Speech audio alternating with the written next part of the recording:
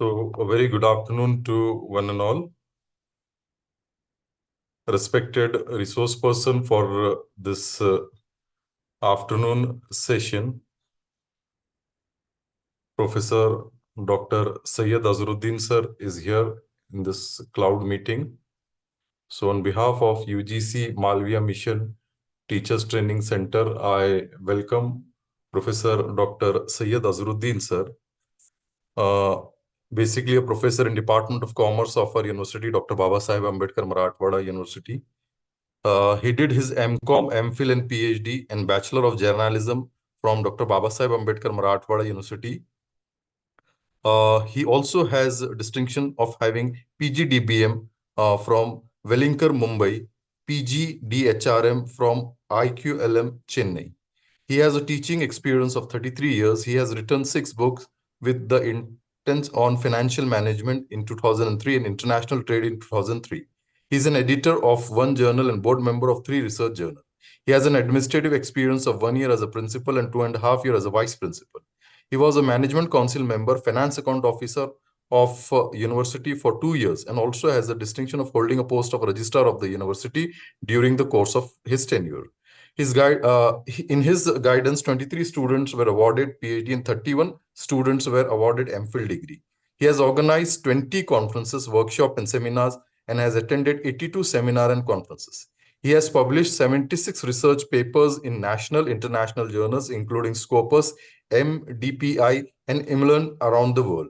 He has delivered in all 259 lectures as a resource person at different seminars, conference, workshop, orientation, refresher course. He has also published 6 articles in newspaper. He has completed international project on tourism in collaboration with Italian Chamber of Commerce and MCD Government of Maharashtra. He is a paper setter and examiner for Public Service Commission of 4 states in India. He is and was a member of academic bodies such as member Academic Council, chairman and member of Board of Studies, member RRC, Faculty of Commerce and Management of Dr. Baba Saheb Ambedkar Marathwada University, Chhatrapati Sambhajinagar. Then member Board of Studies and RRC in 4 universities in India, member of Academic Audit Committee in 3 universities in India. He is a life member of different associations such as Aurangabad Management Association, Aurangabad District Football Association, and other. He has a mass media experience, worked as a transmission executive in All India Radio for 11 years. He was awarded with the Best Feature Production Award at Akashvani Annual Award in the year 1998. He is also approved commentator of hockey, football, and cricket. In sport, he has represented university football team 5 times and hockey team once. He was also captain of university football team and he was also a good athlete. He has visited several countries in connection with the conferences and projects such as US, European, Asian, and African countries. In all, he has visited around 30 various countries around the world till date. So on behalf of this entire group, I welcome Professor Dr. Syed Azharuddin sir, and I would now hand over the proceedings to him. Over to you, sir.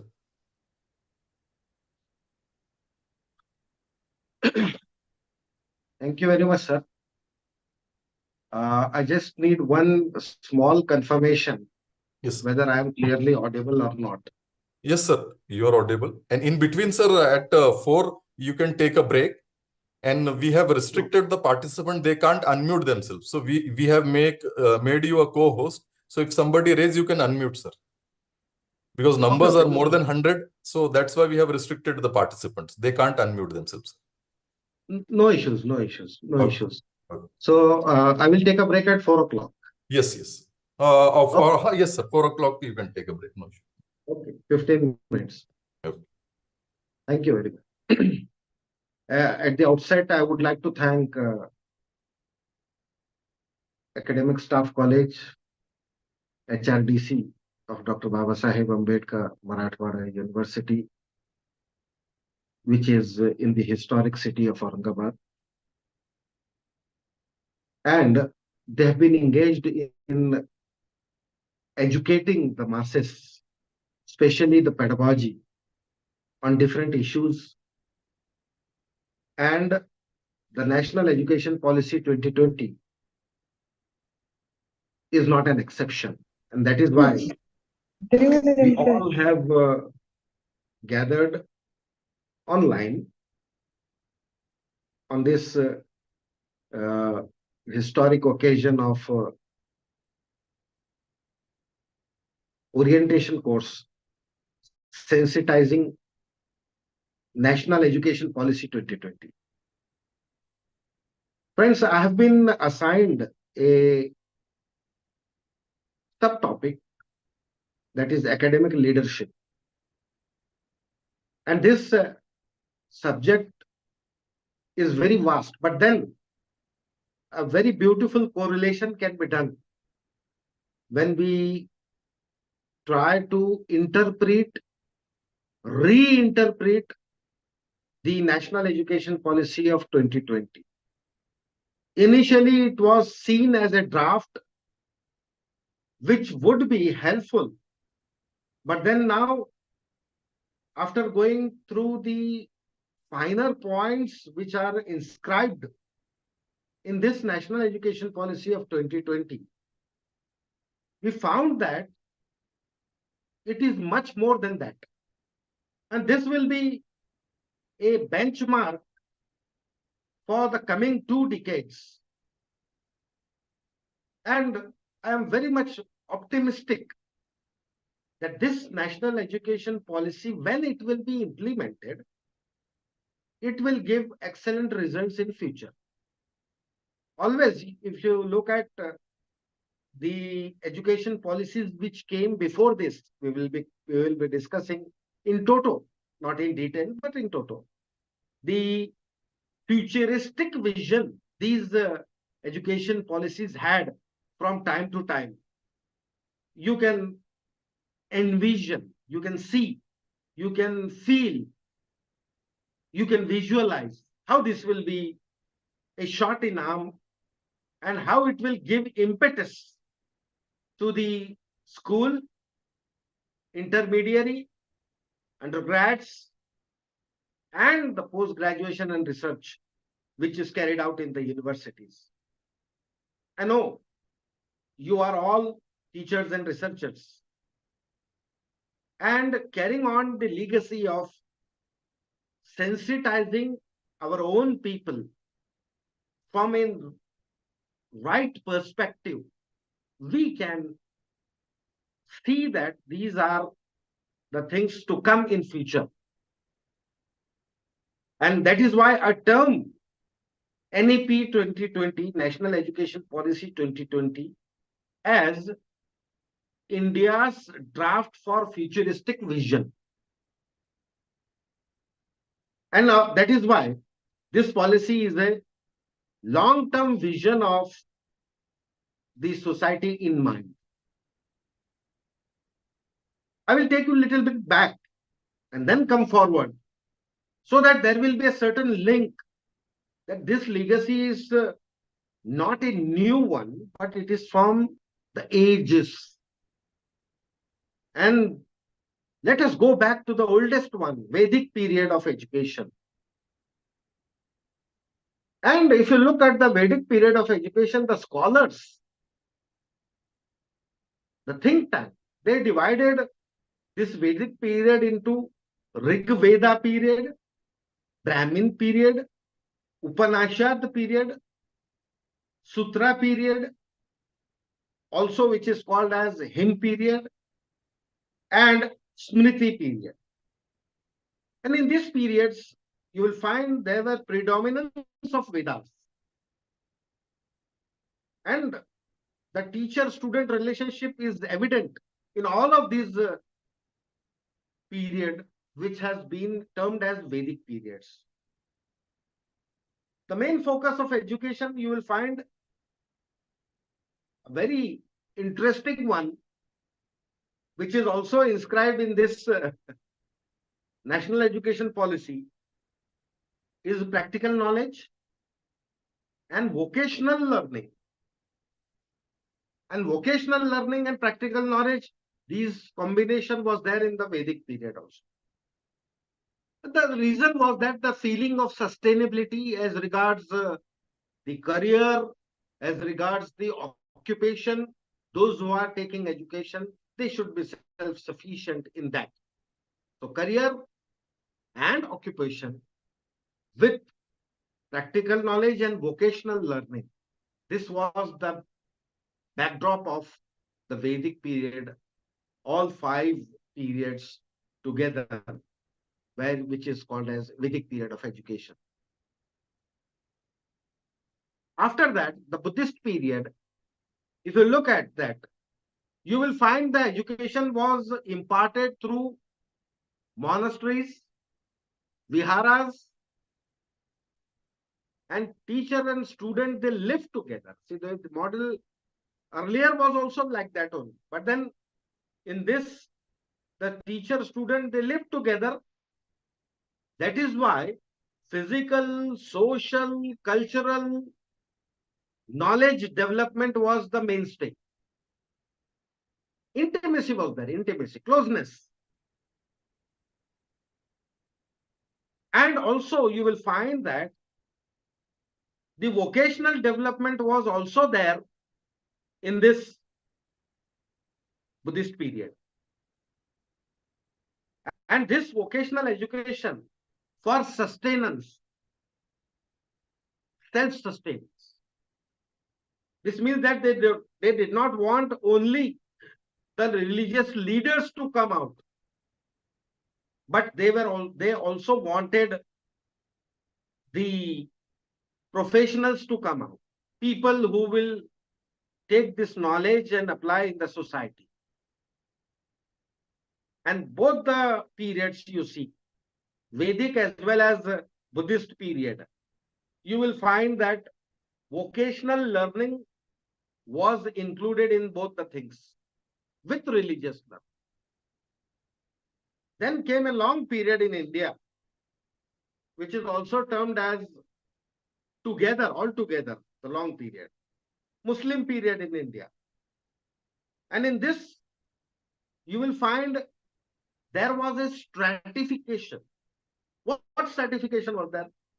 You will find maktabs and the religious praying places, masjids.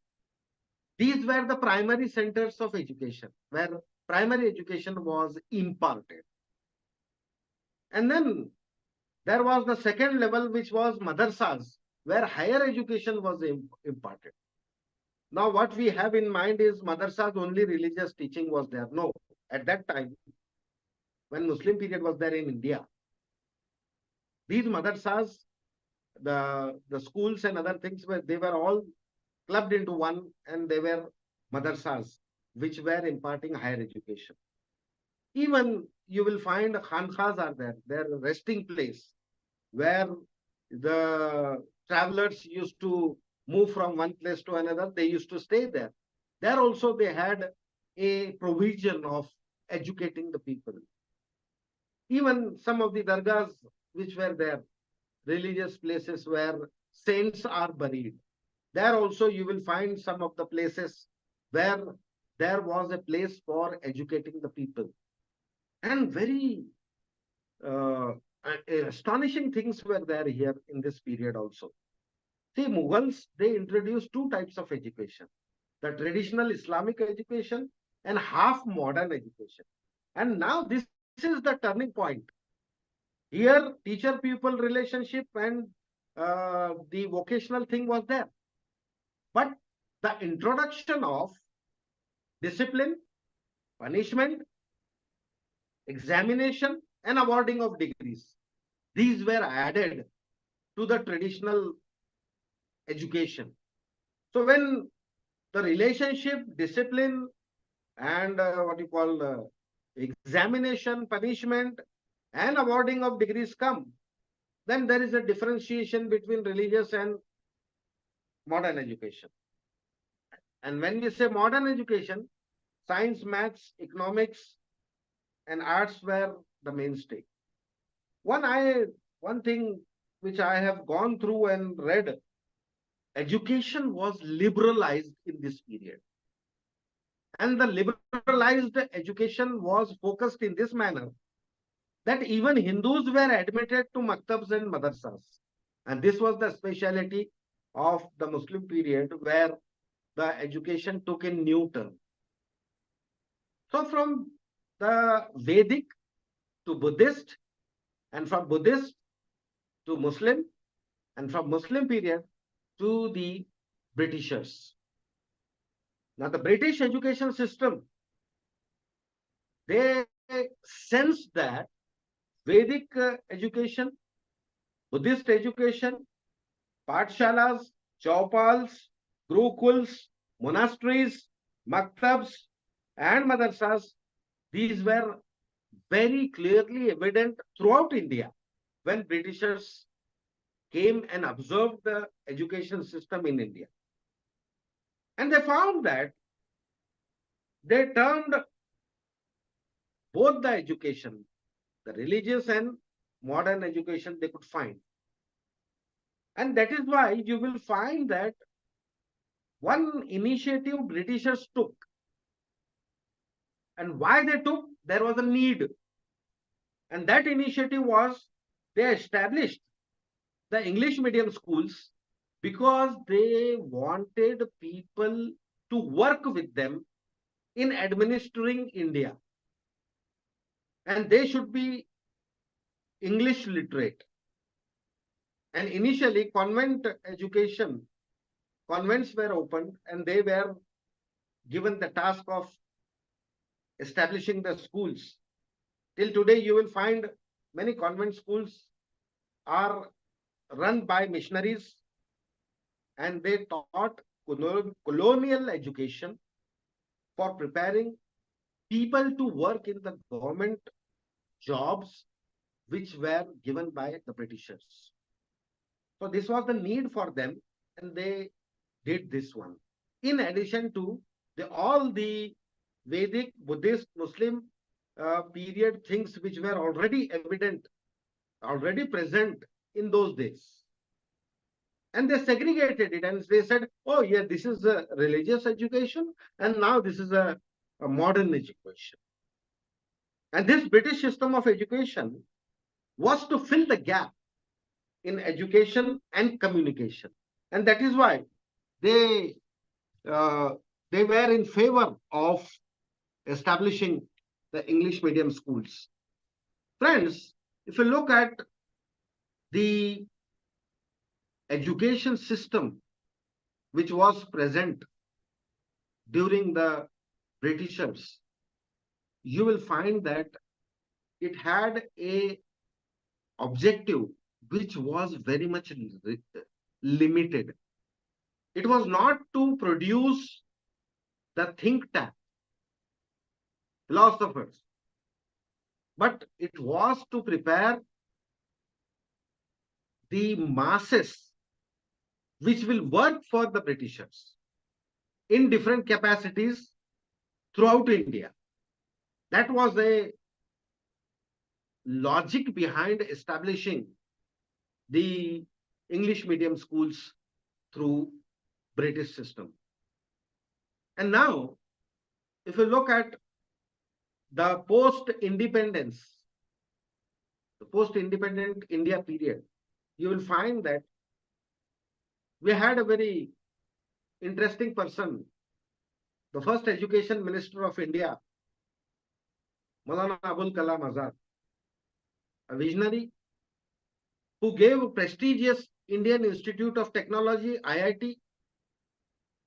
He gave Indian Institute of Science, IISc, and UGC to India, and also conceptualized Indian Institute of Management, and then it was established in the year 1961 when the second elected government came in power.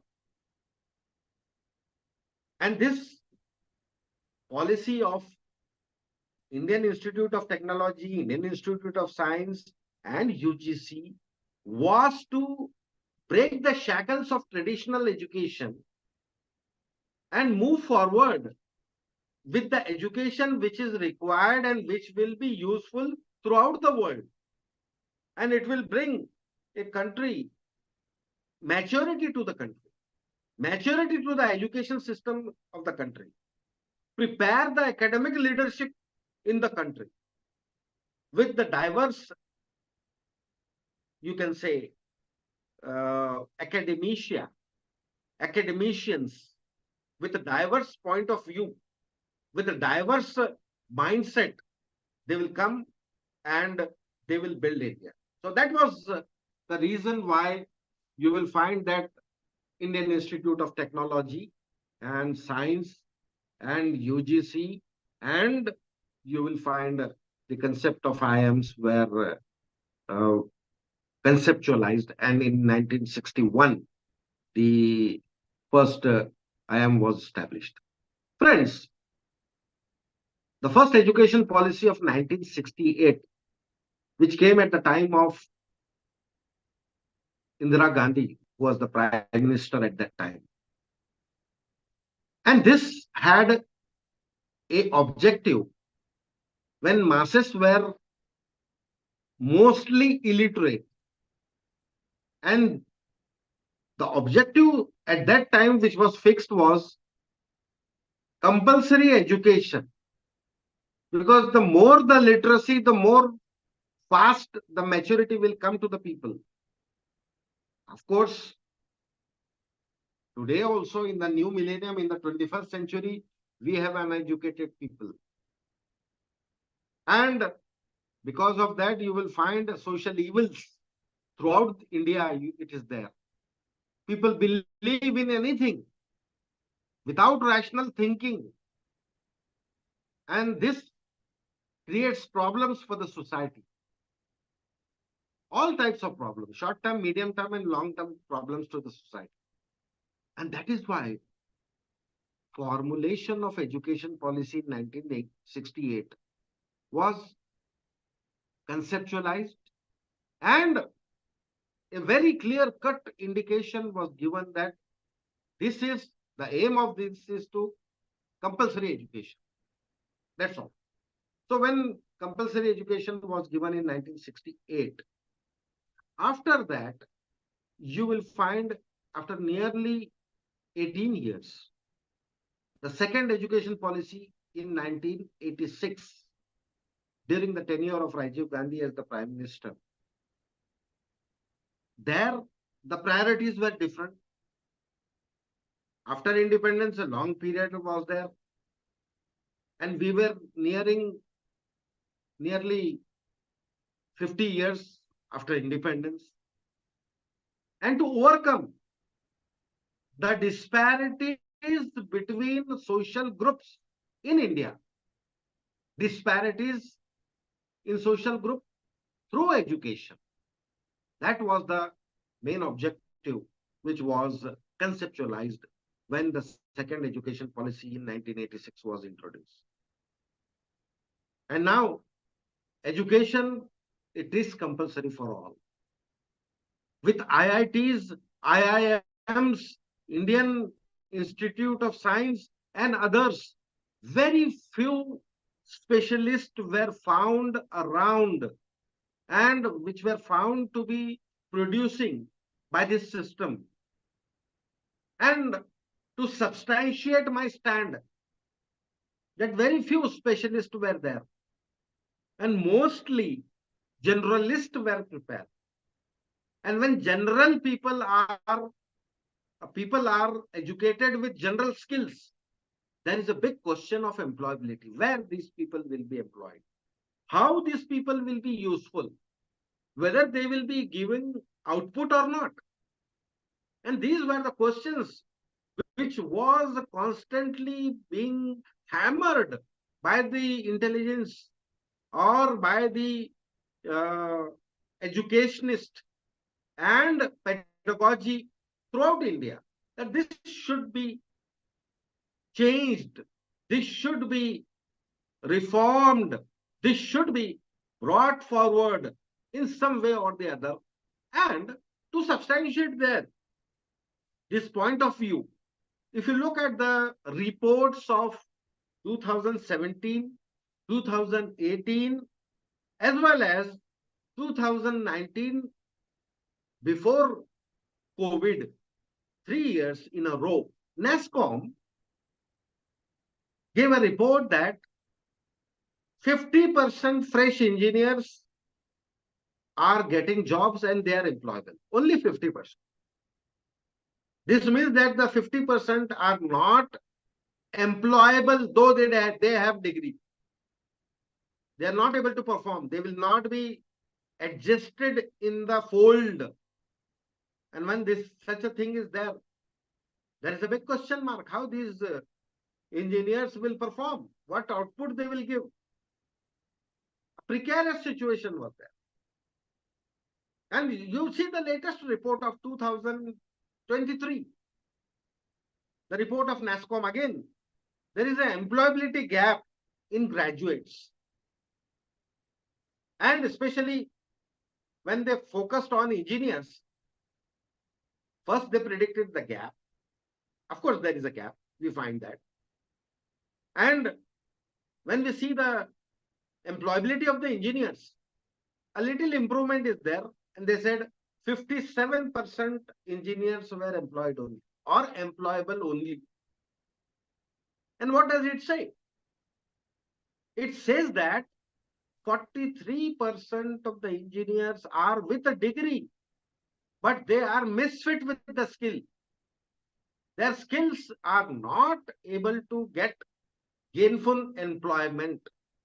And when these people are not able to get the gainful employment on their own skills, then that is a big lacuna and waste of the resources of the country.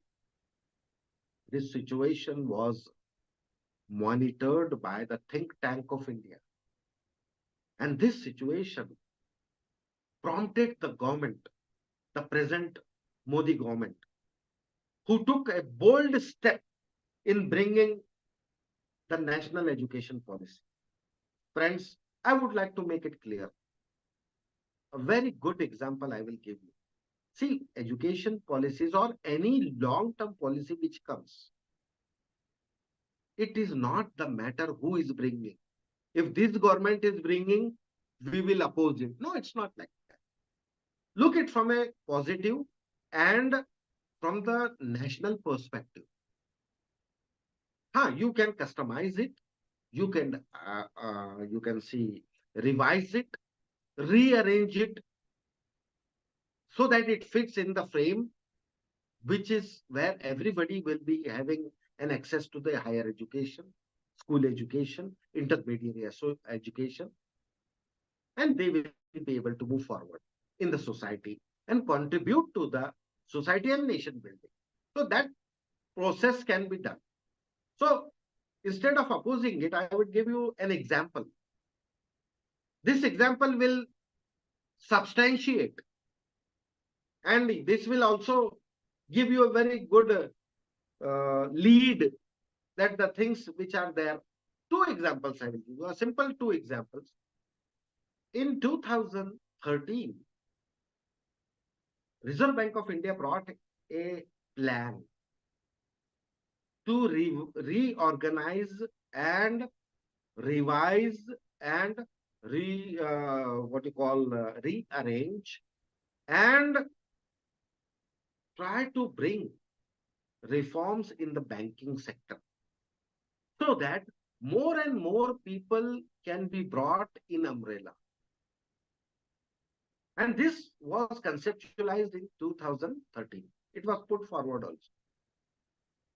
And in that report, it was also mentioned that the reforms will take place in stages from time to time as per the requirement of the market, as per the requirement of the readiness of the people.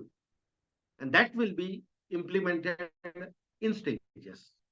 And today you see, the present government has brought the reforms in banking, larger framework, Basel reforms, and to bring more and more people under the umbrella of banking, reforms are being done. And from petty cashes to small banks and the cooperative, commercial and scheduled commercial, all these status which are there, stratification has been done. A sea change has been brought in the banking system. But if you look at the policy, you will find that it was made in 2013. And we don't need to clarify what was there in 2013. So you can understand as an academician, as a researcher, how the things are going to move and how we should take this national education policy and in what perspective. You will have a clear vision when I uh, come to you with the second part of this deliberation, where you will find that the futuristic vision is kept in mind, and this policy has been brought by the present government. And that is why you will find it is not something which is out of the box, or which is not something only to favor someone, or only to help directly or indirectly some people or institutions or the group. It's not like that. It is the need of the hour. And why there is a need of the hour, I will give you case studies for every point of view which is coming in this national education policy of 2020, which I term is it as a futuristic vision educational policy with innovation, with trends, new trends in the national education policy. In this, the basic thing which has been inscribed is to prepare the future intelligent people who are able to think for them, for the country. And if you see that the standard, if it is judged from how much strong the education system is and how it is performing, if you want to judge, if directly or indirectly you want to find out, you can see small countries, two, three, four, five, eight Nobel Prizes every year. Small countries, but they are very powerful. Basic education system is which is required in these times or era. It is catering to that. One. Second, it is giving rise to a think tank who is able to innovate from time to time and according to the requirement. That is the main thing. And if this is the mainstay, you have to bring some sea change in this education policy. That is why National Education Policy of 2020 has been brought forward. Friends, what is conceptualized in this for the future? Recognize, identify, foster the unique capabilities which is present in the diverse boys and girls, young minds in it. Recognize them, recognize. And how you will recognize? From the childhood only. You can recognize that this boy, this girl has a spark. Recognize them. A very small place near Aurangabad, around 60-65 kilometers. One boy who happened to be the son of a cycle repairer, bicycle repairer. He prepared a launcher, and this launcher which he prepared was with the material which was present in his father's garage, or you can say the workshop, where he used to repair the bicycles. And he visualized and he brought that launcher. Then he also made one pistol, and that was very unique, a very simple mechanism, but very effective when it is used. And the news was flashed by the leading newspapers of the area, even some of the national newspapers, they carried the story of that boy. And the president of India at that time, APJ Abdul Kalam, a scientist himself, he happened to go through the news and immediately he informed the institutions in Bangalore. This is the boy. Just look at him, take out information. If some exceptional thing is there, take the onus and channelize his education and other things. The team came from Bangalore. They inquired, they had a discussion with that boy. They found that something exceptional is there. They educated and oriented the parents and they took the boy to Bangalore. And from the school education, the onus was taken, responsibility was taken by the government. This was before this education policy. But this is only a drop in the ocean. There are many children, people with such exceptional ideas. And they have those ideas and but they are unable to express because they don't get an opportunity. They don't get an environment where they couldn't express. And that is why in this new education policy of 2020, it is proposed and with an objective that recognize such type of talent, identify such type of talent, and foster, take the responsibility, channelize it, so that the unique capabilities which such type of children which is there, they will be useful to the country in future. And that is why you will find this give rise to the foundational literacy, that if you make the foundation strong, then automatically the basics of education will become strong. I am very sorry to say the world has brought 2 to 3 new concepts now: robotics, artificial intelligence, data analytics. The engineers are not able to absorb in data analytics.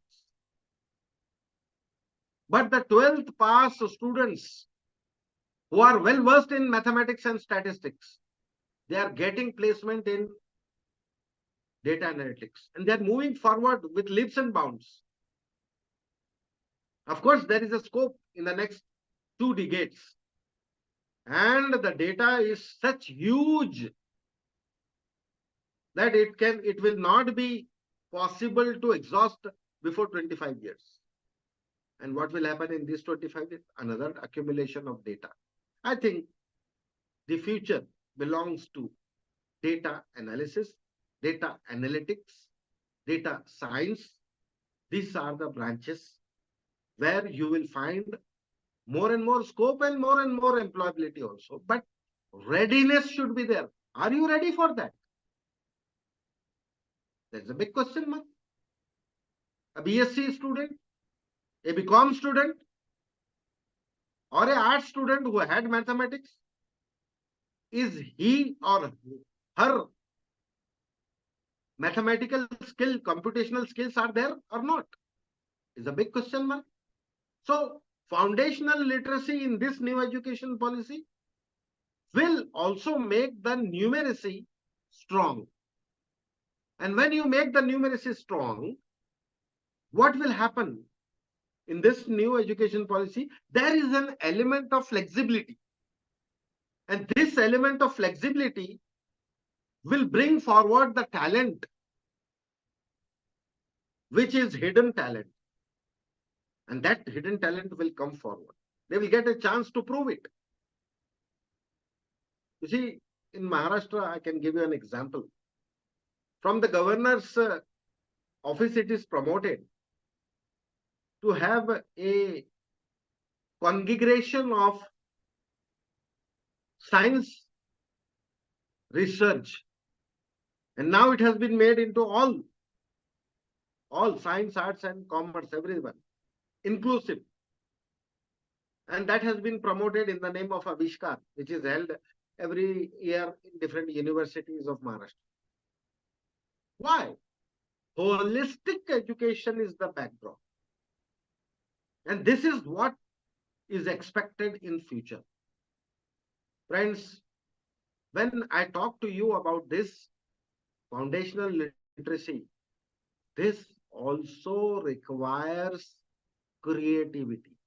This will inculcate the seeds of creativity. कुछ हटके सोचने की इनके अंदर इच्छा जागी. Something to think out of the box. And that creativity will lead to creative thinking.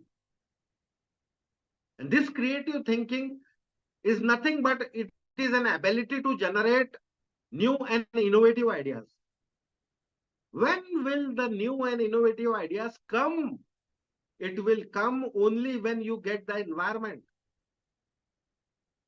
Sabir Bhatia went to US, and there he had a background of not only foundational literacy but also advanced and research. And he was able to bring a new concept of hotmail.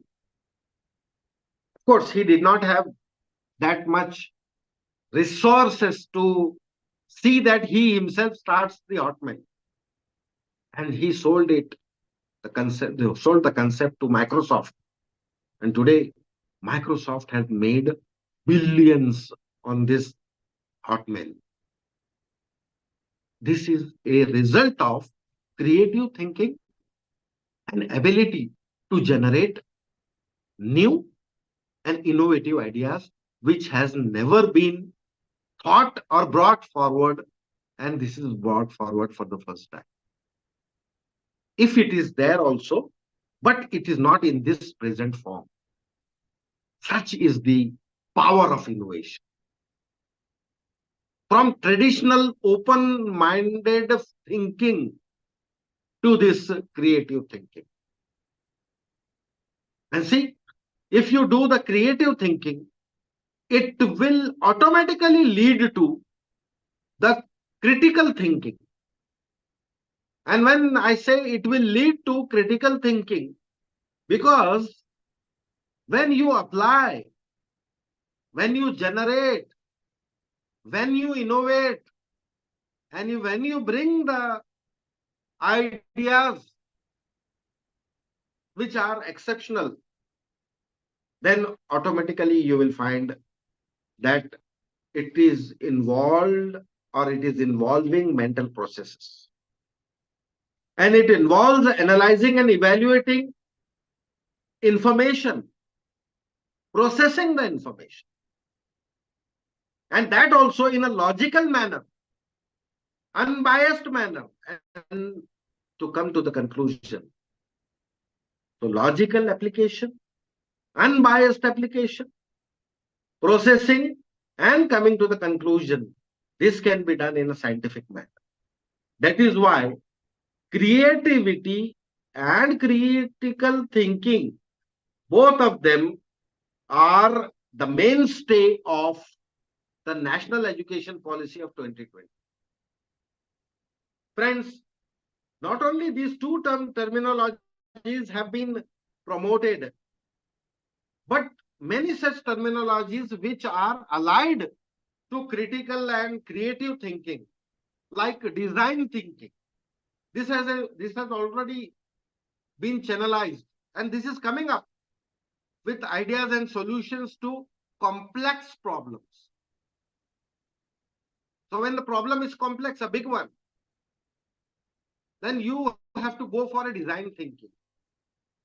And it should be, the thought process should be from the perspective of the people. And when you do this thing, from the perspective of the people, defining, ideating, or you can say prototyping, and then testing. You go and follow a certain procedure, and this certain procedure, which is done in a scientific manner, will give you the result also. And the complex problem, when it is followed, processed step by step, automatically the results will be phenomenal, exceptional, rational, and that is worth implementing, worth giving results. That is the power of creativity, criticality, and design thinking. Friends, you need to have certain basic things for the overall mental process or thinking process to come up. And that is expected in the National Education Policy of 2020. That is computational thinking. Now, this is the set of skill and processes which involves problem solving and creating solutions to the problem. Most of the time, what happens when we take or when we encounter any problem, we are not able to get a breakthrough. How to move from one certain level or situation in the direction of obtaining a solution. How to move? So, unless you have computational thinking, you will not be going in a systematic manner. In this computational thinking, what is conceptualized, what is expected is breaking into small parts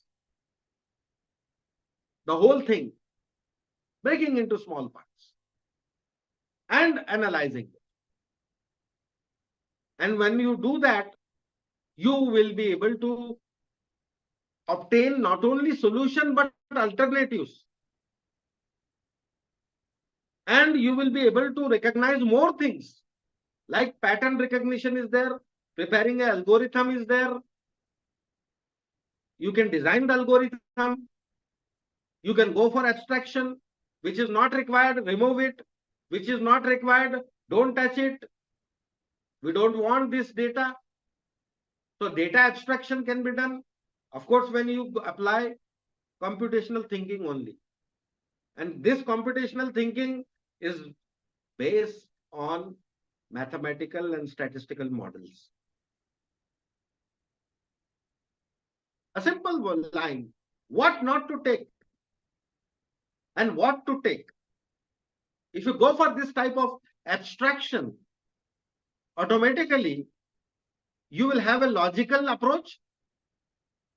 Breaking down will be easy into fragments. Processing will be easy. It will be logical.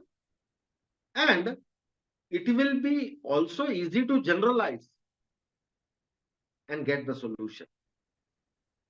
But then approach is important. And for that purpose, the stages have been enumerated in this National Education Policy of 2020.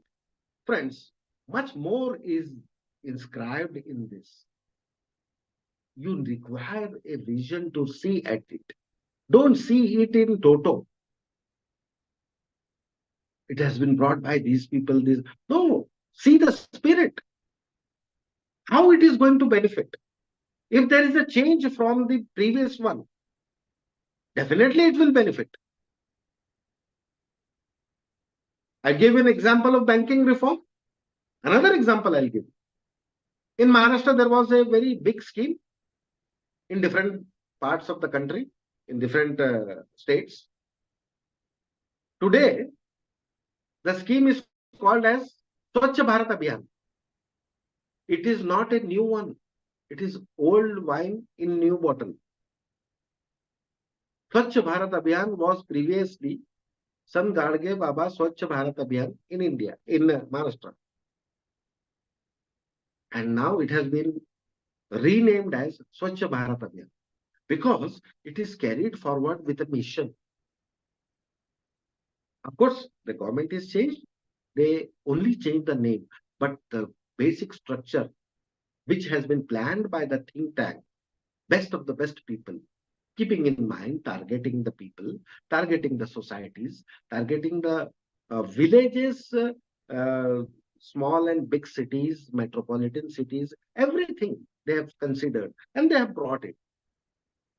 So when they have considered, it is not a you can say agenda of some party. No, it's for the society, benefit of the society. And when it is made, it is keeping in mind the people of that particular area, people of India in mind, and then prepared. So there is no chance, there is no need to bring so many changes in that. Of course, when I say that, some things can be revised according to the need, conceptualized according to the need, customized according to the need and requirement. Maybe some stakeholders may not benefit directly. So to bring under umbrella those stakeholders, you can go for such type of abstraction and include them. Revision is there. How can the masses benefit? That can be the background. So going further from creativity, critical thinking to design thinking and computational thinking, one aspect to prepare the future academic leaders, you will find system thinking is also included in this NEP 2020, where the understanding and analyzing the complex systems have been proposed. How you will develop an understanding, how you will analyze when you have computational, design, critical, creative, all these things, if it is present, you can go for system thinking because you have developed a certain level. A correlation or relationship between the parts, between the two things can be brought forward. And this relationship, which has been thought to bring it forward, you will find that the recognizing the system and interdependence on that, that can be done with the feedback. And this is only possible when you have an approach of holism. And holism, when you look at it, you will find feedback loop is there. You get the feedback and the output becomes the input for another process. I always say, whenever a new vehicle comes into the market and whenever somebody purchases it, whenever somebody goes and sees and take the details, they will try to get a feedback from them, from those people. And especially after purchases, they will ask them in different manner from time to time how they feel about the product. It's not that this product is having some problems, but this feedback is required for the the input is required for the another one which is in the pipeline, so that whatever vehicles are being planned by this company, this feedback will be a asset to further planning the process.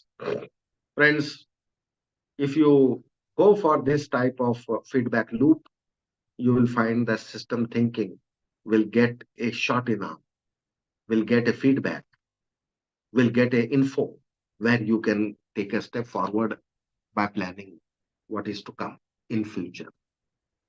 Then Apart from scientific thinking, if you look at the things you will find,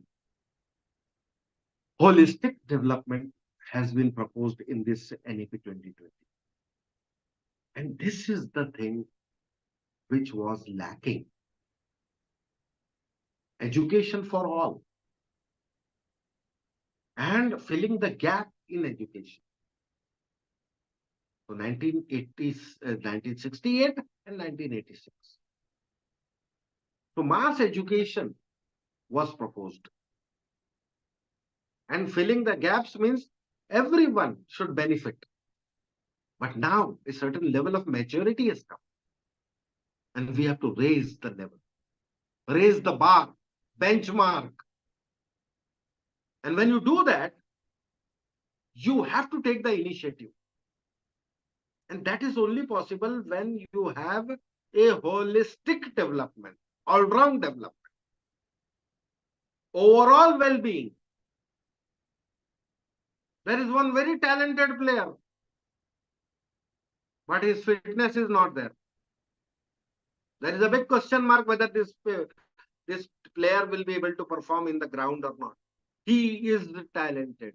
He has exceptional skills, but he is not able to perform.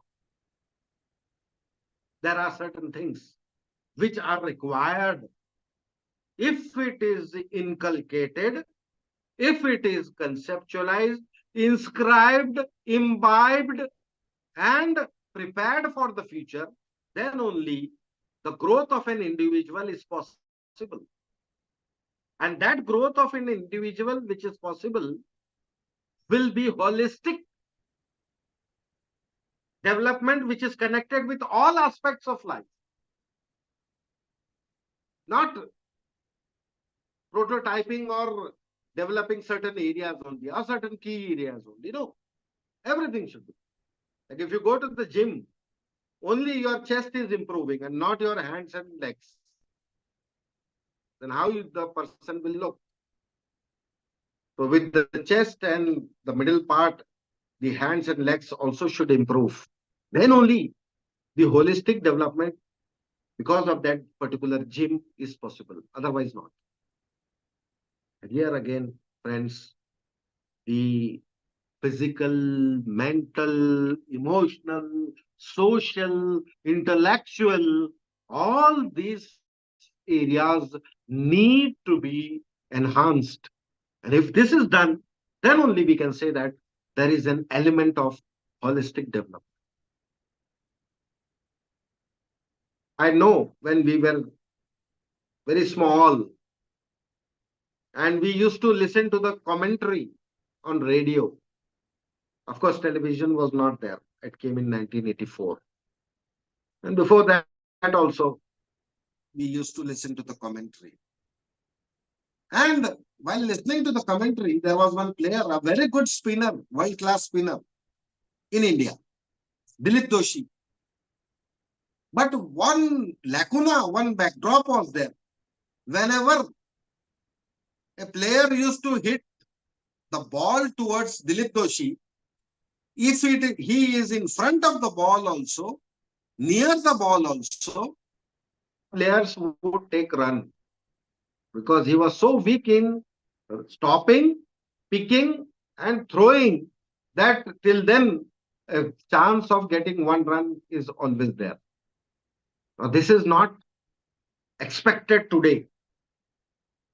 If Dilip Doshi would have been a player in the first 11 of India, he would have been criticized and removed from the team because he would have given crucial runs, which is not expected to be given in a tight situation match. And that is why you will find that what will come to the rescue? The coming to the rescue is only because of holistic development. So here, physical development with mental readiness, emotional quotient should be high, with an approach to do something to the society, and that so certain work with some certain level of intelligence is expected. If this is present in an individual, that will be an asset to the society, or that individual will be an asset to the society. That individual will be considered to be asset to the society. Friends, when we have this initiative, when we go for such type of initiative, we have to be very careful that this holistic development is always for the future. And you have to mold it from the small brains. It cannot be done to a grown up.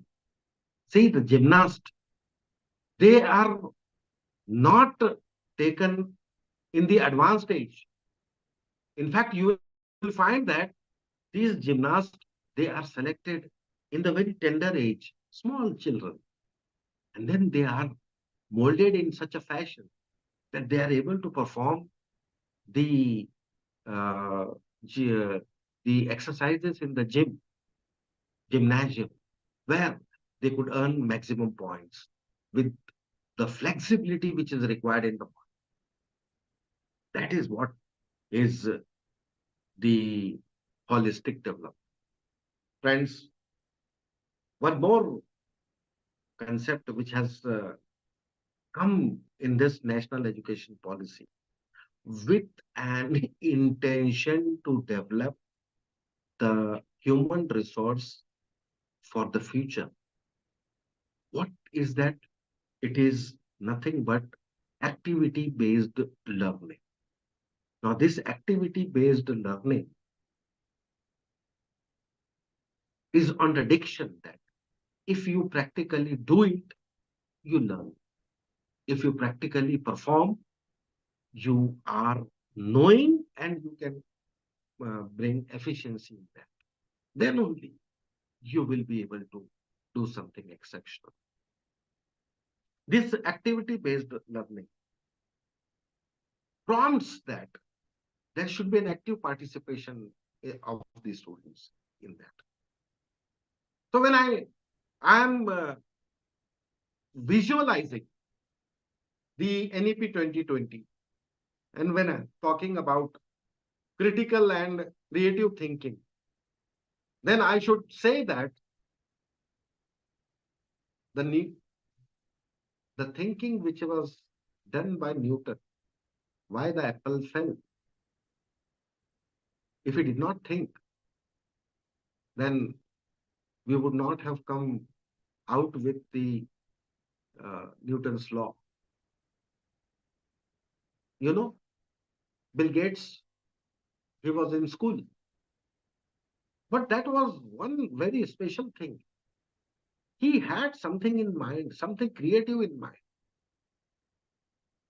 And people very conveniently in their speeches, they say, Bill Gates is a school dropout. But why he was a school dropout? What prompted him to leave the school?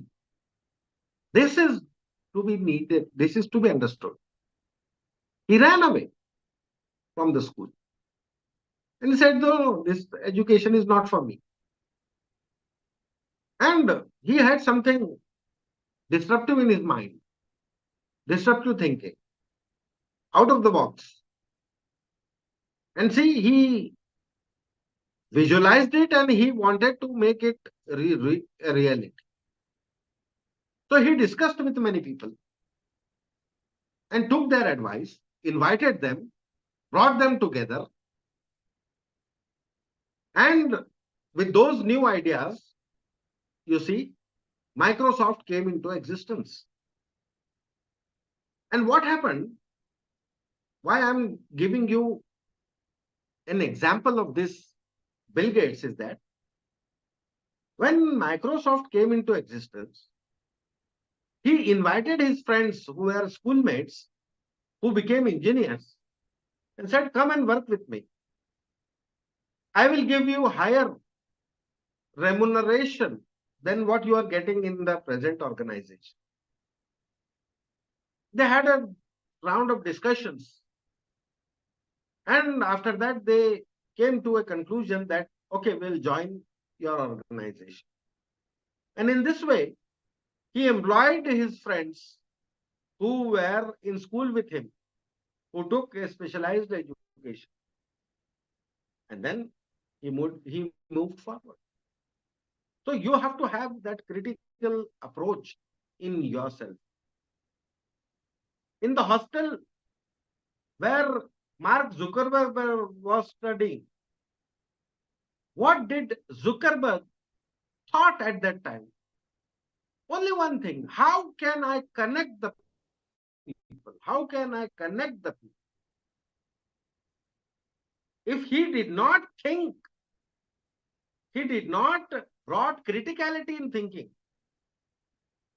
In that hostel room, he would not have got a solution that I can connect them with a app, and that app will connect the people on the earth, no matter where they are living. And today it's a reality. You see, Mark Zuckerberg dreamt of it, had a logical, critical thinking, and today it's a reality. And that is why more of these things, if it comes, then only India will benefit.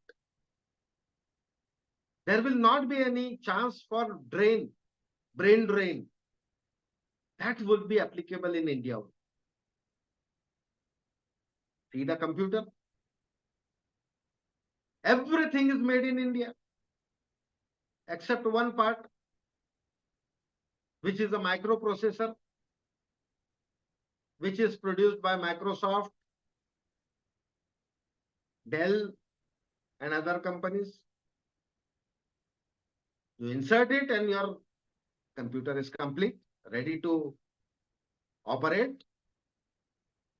And this is one product which is not available in India, produced in India, but it's a patented one, which we purchase and then only we install in our gadgets, and then our gadgets they work. This is the power of research, power of critical thinking, design thinking,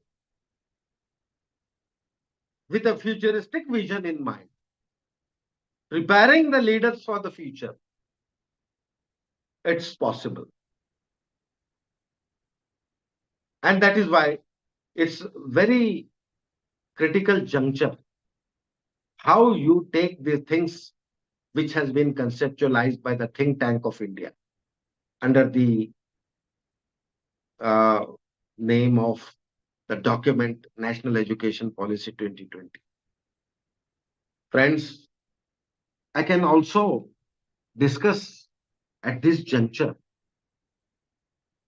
like I discussed about Mark Zuckerberg, I discussed Bill Gates, and there are several other examples where you will find the need is the mother of invention. And how this is possible? Just look at a recent example. From March 2020, there was a lockdown due to COVID-19 pandemic. And people had a lot of things in their inventory which was ready to sell. But they were not given a chance because the market was not opening. But one thing the government permitted, that instead of the people coming and purchasing and going back, if you could deliver to their doorstep, we can allow you. But that is the precondition. But everybody cannot afford to know what is there, where it is there, in which quantity it is there, how it is priced, what is the actual price of it. Everything is not possible for them. And people, they innovated in such a way. Simple innovation, I will talk to you. You will find that the first innovators, of course, it's something which is very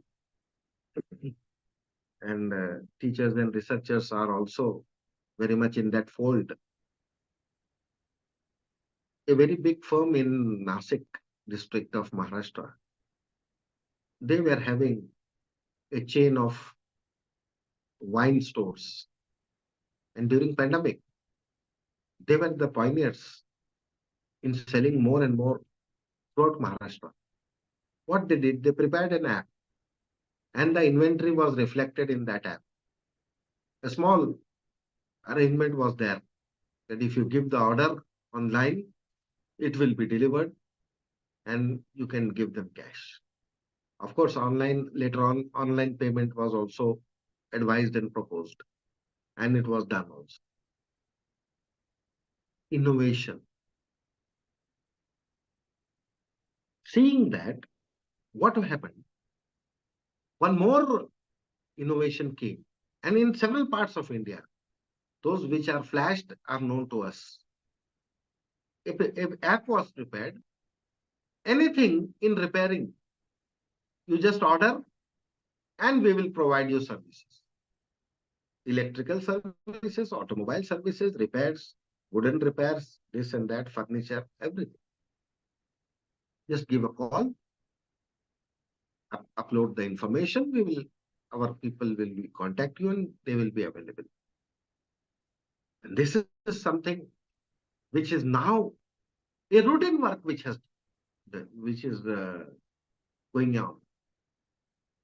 Everybody is having their own dedicated ones app. And see, this is the advantage of the technology. How this has been done? To provide the services to the people. Some people that cannot afford to purchase those softwares and other things. What came to their rescue? Don't worry, we will give you the space. So the cloud came to their rescue. You can do the things here and you can pay us. This is something which is going to stay. But this is also required to be competitive in the coming days. You cannot relax. That is why these things are conceptualized. So I was talking about the activity-based learning. Why? Why activity is so much stressed upon? Why vocational is stressed upon? Because unless you have a real life experience, you cannot develop new skills. You cannot acquire new skills. Because unless you come to know that I'm not proficient in that, I'm not able to match the skills which is required in the market, you will not acquire that skill, knowledge, information, upgradation, which is also in technical language is called as upskilling or reskilling. So hands-on activities, real life experience, these are the two things which has been instituted in the curriculum. What you do is identify the objectives, you design the activity, prepare a framework of resources, facilitate those resources, and when the performance is there, evaluate. You will find that the output is there. Friends, before I take a break, I would like to inform you. I would like to make you aware that if this National Education Policy of 2020 is implemented in the true sense, how the transformation will come. I am constantly saying whenever I am interacting with the people in different capacities, in different capabilities, in different areas of deliberations on national education policy of 2020, I'm telling them that the fruits of this national education policy of 2020 will be logically evident in the coming 15 years, 13 to 15 years. How? In full, I'm saying. Of course, the change will start now, whenever it is implemented. But then the results will not be 100% because cognitive readiness is not there. Mental readiness, cognitive, mental readiness. Mental readiness of the students is not there. And how it will come? When these children in the school, they will get the support of the counselors, they will move with the support of the counselors and choose their subjects which they like, which they have interest. It will be like selecting from or like selecting the menu from a cafeteria, preparing a menu for the dinner from a cafeteria. It will be like that only. And that student, according to his or her liking, will be channelized by the counselors. Then only the real thing of acquiring the knowledge with interest, diverse interest, with interdisciplinary approach, everything will be there. So when you do what you are expected to do and when you do what you like, there is an element of calmness, there is an element of grace, there is an element of efficiency, there is an element of urge to learn something, acquire something, because you like it, not others. You are not doing this for somebody else. You are doing this for whom? You are doing this for the students. And then these students, and they move from their you can say the primary education to the middle level, middle school. Then they move from the middle school to high school, where they will have a lot of extraction, what to learn and what not to learn, what I am having interest, where I am having interest, subjects I'm going to choose, they will have the support of the counselors. And when they come to the higher secondary, in school only, because 11th and 12th will be attached to the schools. And this model, when they will be in higher secondary, they will already be in the domain in which they want to obtain higher education. And this will lead to a level of specialization. And from a specialization develops expertise. And from expertise develop new things, new ideas. That is, the outcome-based education will be in a true sense implemented, and the students will be able to give the performance which is truly exceptional, and then they will be able to give the laurels to the country which is expected. Friends, we'll take a break. It's already 4 o'clock. I think 2 to 3 minutes is there, so we can take the liberty of stopping here, and then I think we will come back at 4:15 exactly. If Dr. Rafe is attached, can we come back at 4:15 or later on? It's okay, 4:15? Hello? Sir, yes sir आप sir बाहर गए अमोल बात करो sir okay हाँ, समाचार को वापस आएंगे, okay? Yes sir Okay, my dear friends, we will be back at 4:15, okay? Thank you very much for giving patient hearing. Thank you.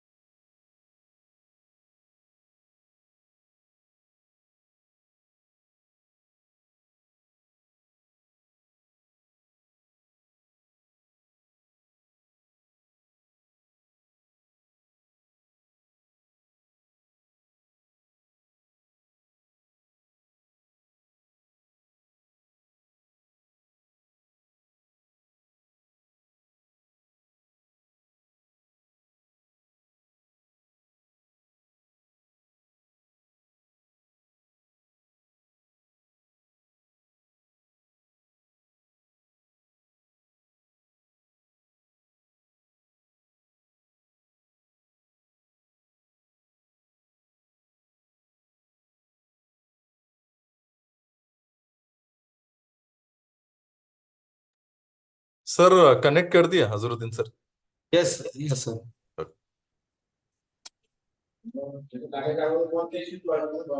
Amol mike mute कर अमोल.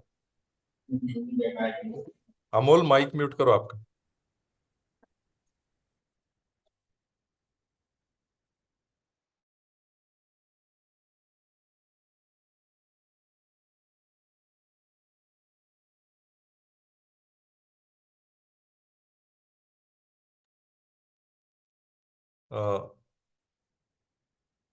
अजहर सर आपको को होस्ट बना दिया. आप स्क्रीन भी शेयर कर सकते, वीडियो भी वो कर सकते हो सर. में क्या था? जी. Now you are visible sir and audible also. हाँ. Okay. Okay.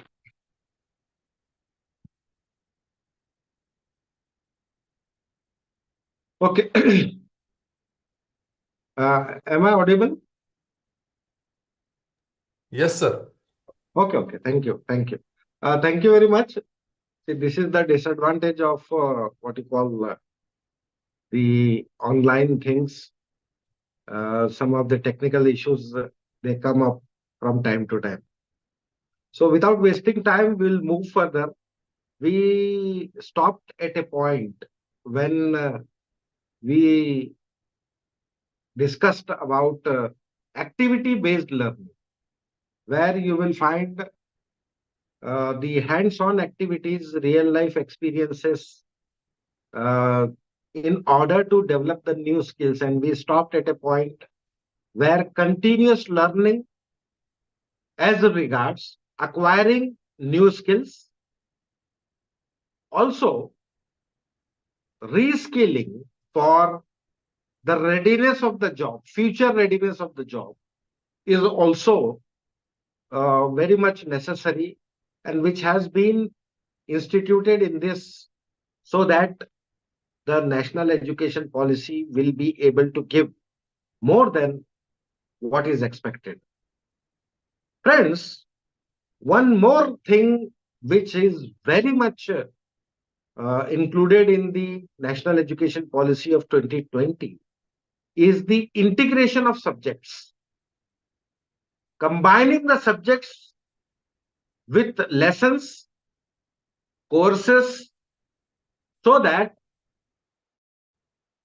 when we do this thing, that is the multiple subjects into larger units of the study, or you can say convert them into projects.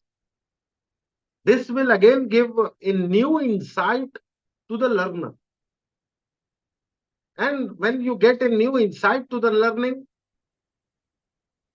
more things you learn in a compact manner.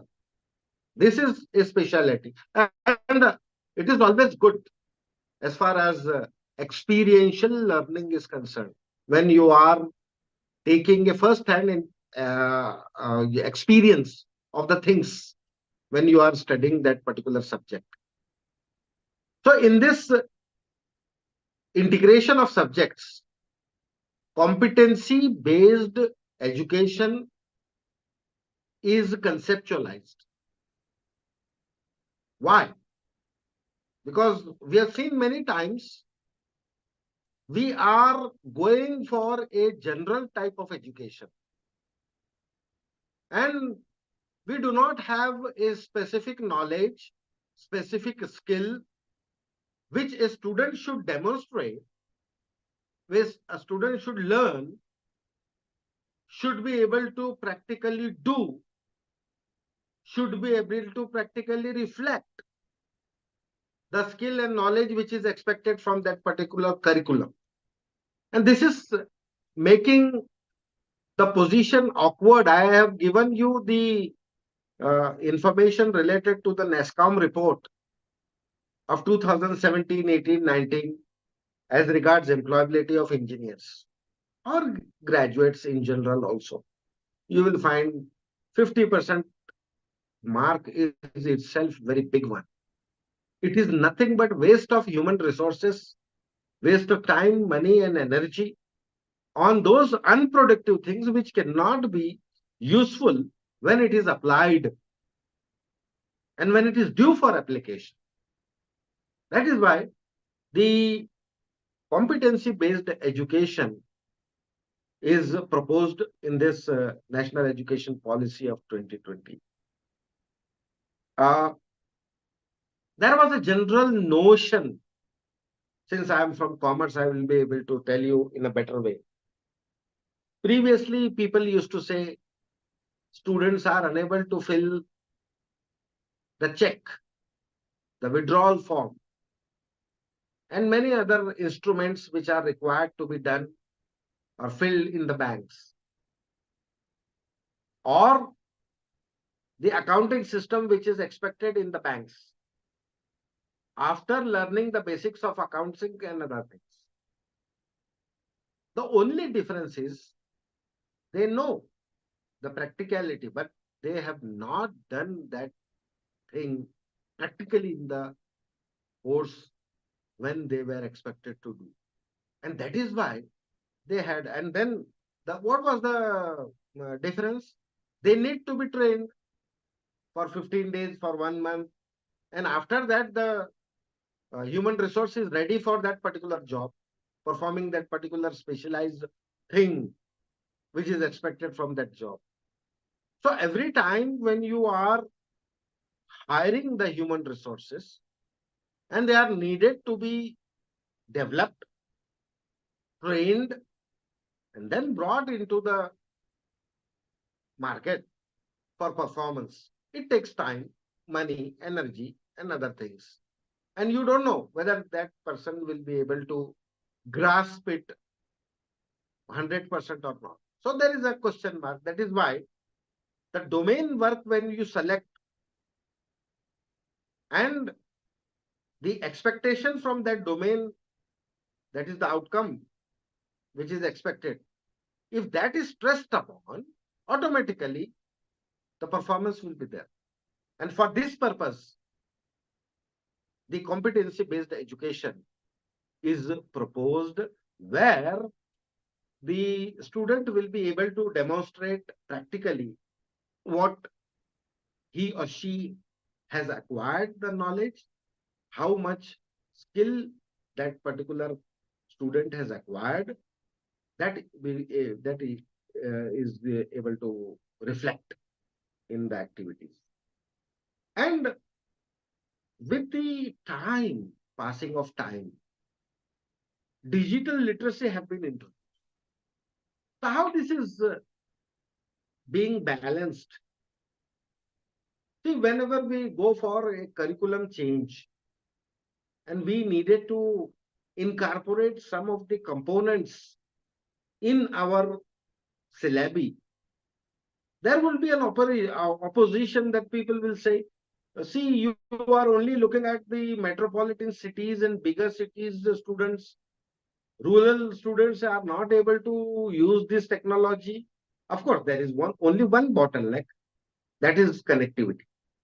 But then as far as the colleges and institutes in the rural area are concerned, they can very well go for hands-on training, practicality. Everything is not online. So in such situation, what happens? There is a bottleneck. But that bottleneck is not permanent. It can be removed. There is a hurdle. Bottleneck means hurdle, a limitation. And that can be removed with certain homework which can be done at the institution level, university level, or the governmental level. That can be solved. So digital literacy, which is very much needed for understanding and analyzing digital technology, is must. In fact, the use of the digital tools and resources to communicate and collaborate, so that if it is not practically possible to attend in person, then participating digitally, that can contribute to the digital economy. See, the transformation has taken place from all types of market. Now it's a virtual platform also, where e-commerce is very much implemented. You do the purchasing when you are back from your house, back from your work. You can sit at home, just see it virtually and order. And you can get those things without moving out. In fact, you have a choice, wide variety of choice, which practically you are unable to do that. So that is the power of e-platforms, e-commerce. And the advantage lies in the technology. If it is used, then that will create an advantage. It should not be a limitation. That is why digital literacy has been very much proposed, and it is required to be implemented right from the nascent age. And see, students, when they are young, they learn that technology very fast. They are in a position to learn that technology very fast. So learning that technology, implementing it, they are the future implementers. So that skill will not in any way stop them to be with the latest and what is going on in the market. See, in this new education policy, you will find one more thing which is going to develop and which is going to give you an advantage, which was very much at the lower ebb before, but now it will be giving you an advantage. That concept is multilingualism. And when I talk to you about multilingualism, you will find that you will be in a position to learn, disseminate, and converse in more than one language in your day-to-day life. And those who have these skills, inbuilt skills, acquired skills, they tend to move faster than the others. So multilingualism will also give you an advantage of life skills and will also give you more diversity than the others. So advantage lies with those who adopt it. And these things can be implemented in three core areas. Look at that. How can it be implemented in the three core areas? First, it will be implemented in the curriculum. So multilingualism in curriculum. Already in our university, which is in Maharashtra, multilingualism is a step forward with a provision to give answer in regional language or in English. That has been allowed by default, which earlier was restricted in some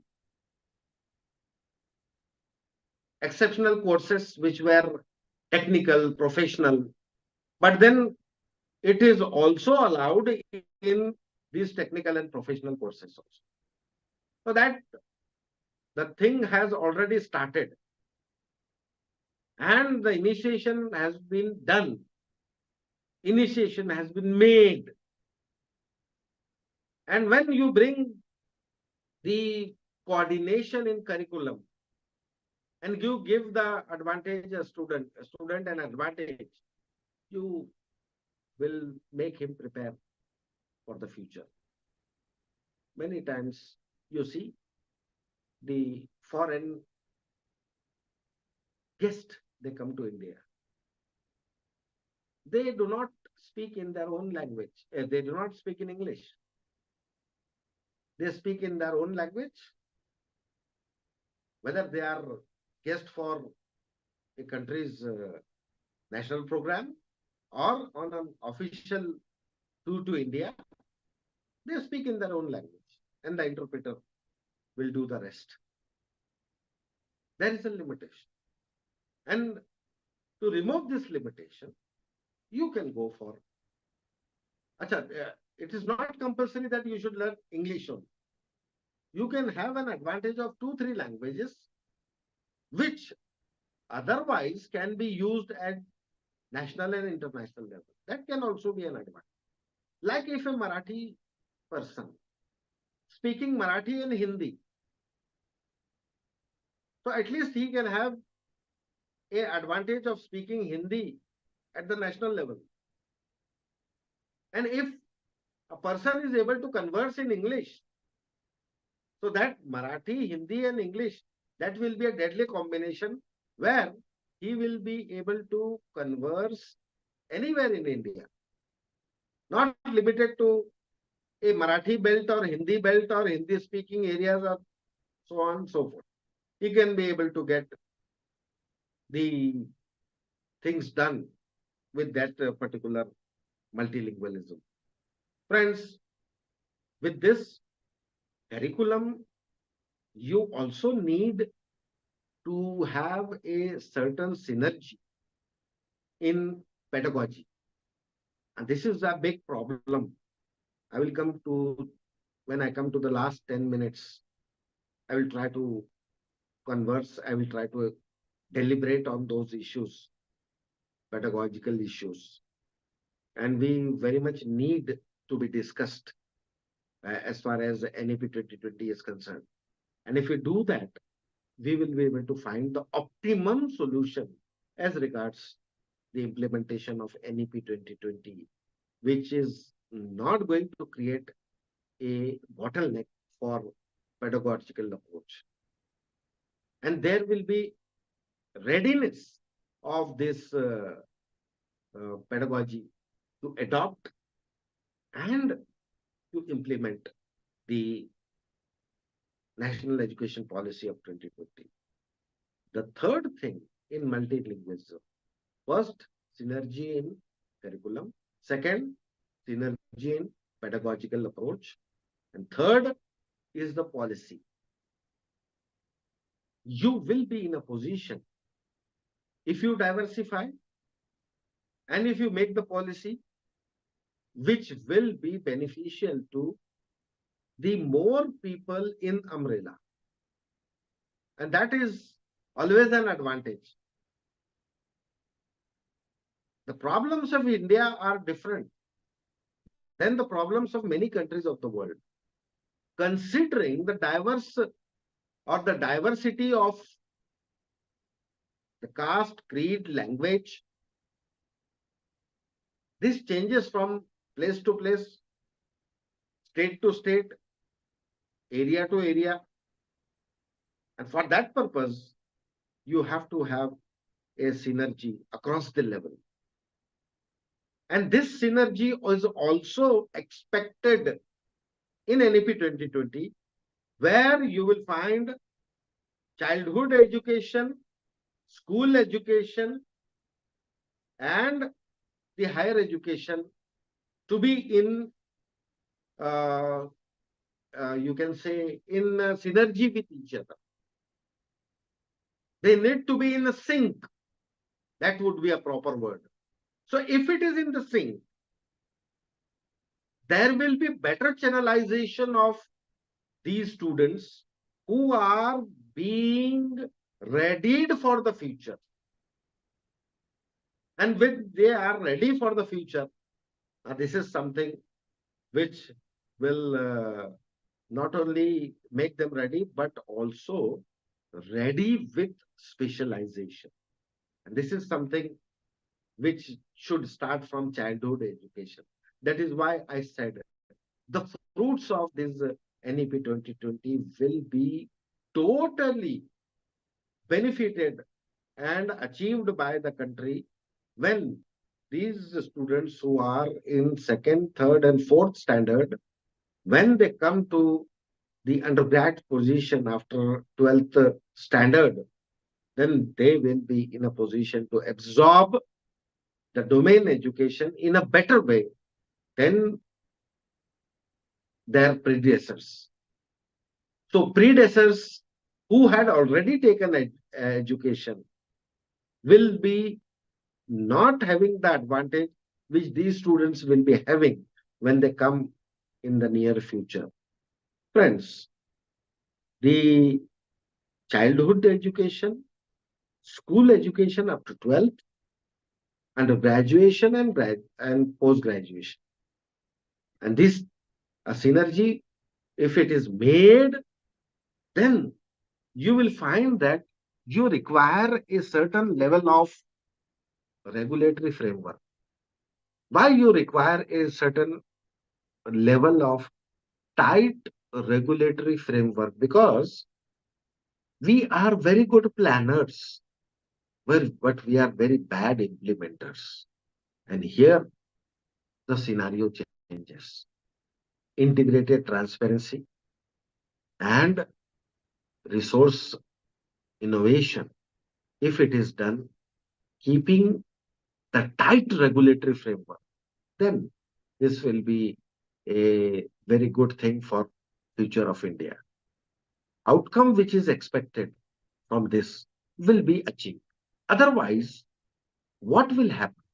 There will be gaps, and these gaps will not be affordable, because again we will come to the same situation, which is today we are producing generalist, and the aim of producing specialist, super specialist, there will be a certain level of deviation. So when there is a certain level of deviation, you will not be able to achieve the target unless you have a tight regulatory framework. Friend, in National Education Policy 2020, remember, there is a sensitization and there is a definite way of review mechanism, and which has been appreciated across by the intellectuals. See, when you have a good review mechanism, then you are able to track what things are, how things are, and how they are moving. We will be in a position to track. And this tracking will help you where we are lacking.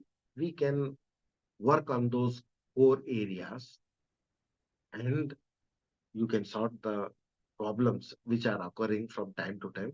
But then the review mechanism should have rootedness right from the base. And when you do the rootedness, then you will be able to weed out, take out, bring out, find out what is not working. And when you come to know what is not working, the things can be set right very proudly when you come to know that this in this review, these lacunas have been found. And this is the best part in this one of the provisions of NEP 2020. So when I talk to you about rootedness in regulation or framework, we can also talk about the pride in India, taking pride. And we can take pride in our rich, diverse culture, ancient, modern culture, knowledge system. A student will be attached to that also. Of course, the choice will be there, because when we implement the cafeteria approach, you give a certain level of choice. And a choice, when it is selected by the candidate himself, keeping in mind his or her interest areas, then they tend to work hard on that. And that is why you will understand the overall orientation of the society will be there. Understanding level of the people will be up.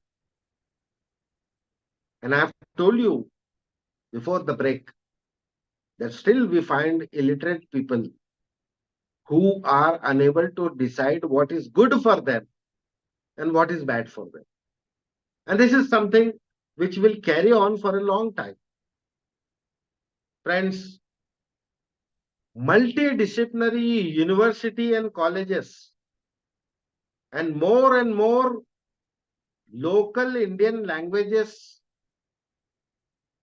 which will be a mainstay of those colleges, is there in the future. That is NEP 2020. University and colleges, both of them, if they adopt, they will be able to channelize and they will be able to move.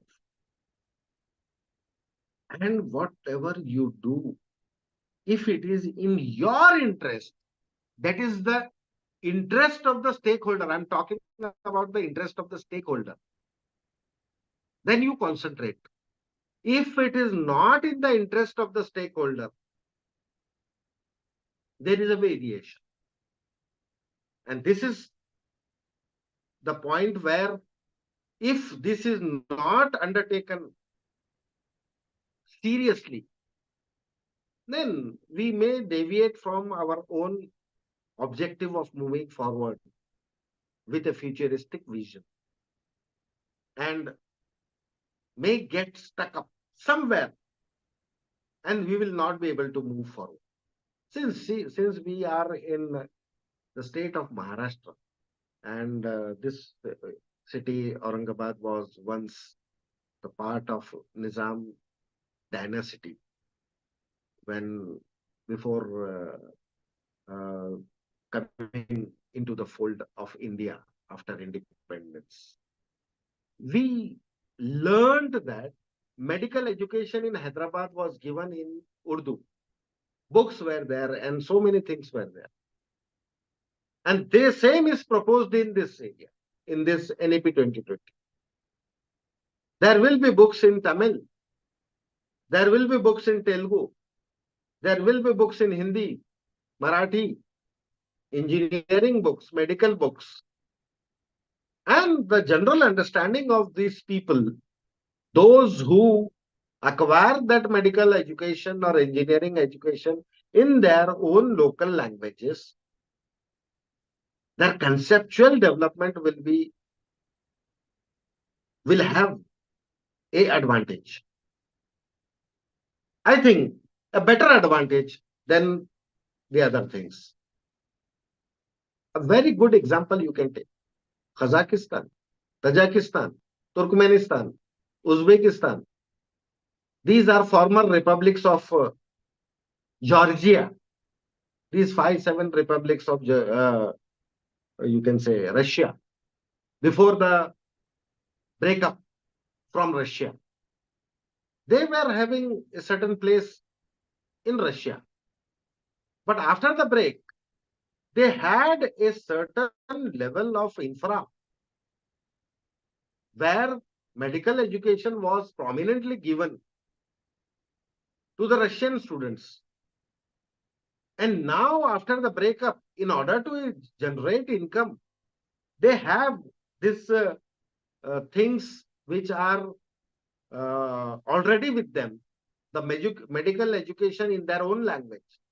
What they have done, everything, men, money, material they have incorporated some English speaking teachers from within their own and some hired from outside, and they're imparting education, medical education to the foreign students for a very small amount as far as India is concerned. 20 lakhs, 15 lakh, 20 lakhs for a 4-year course. Now, this can be an advantage.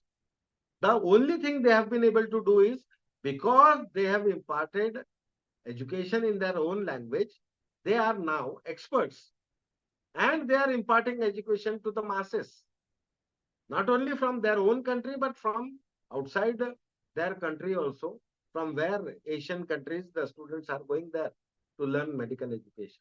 This is the power of multidisciplinary approach, multilingualism. And such university and colleges which are based on more Indian languages will be instituted and started. The governance of higher education institution by the independent boards will be there in future. This governance of higher education institutions by independent board will add to the review mechanism. And when you are conscious that somebody is watching, somebody is reviewing, then you can very well perform nicely. A very good example I'll give. See, banks are required to inform RBI of weekly, fortnightly, monthly performance of their banks. And these performance are evaluated by a think tank who is sitting in RBI and looking at it. And when they find there is a variation of deposits and advances and a certain level of recovery situation also, this means that the deposits are good, nice. Advances are there, good, they have to do business. But the recovery is not good. It can lead to losses in future. And it is increasing beyond a certain percentage.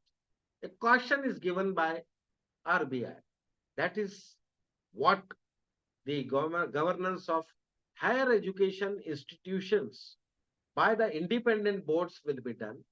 They will be guiding that, see, you're not moving in this particular direction, which is required to be, which is required as per the National Education Policy of 2020. Of course, some targets have been set, and those need to be worked upon. Like 2030 is the target where they have, the think tank have thought to establish a large multidisciplinary institute in every district by 2030. One large multidisciplinary institute. And that will cater to the diverse activities in higher education. So at least one,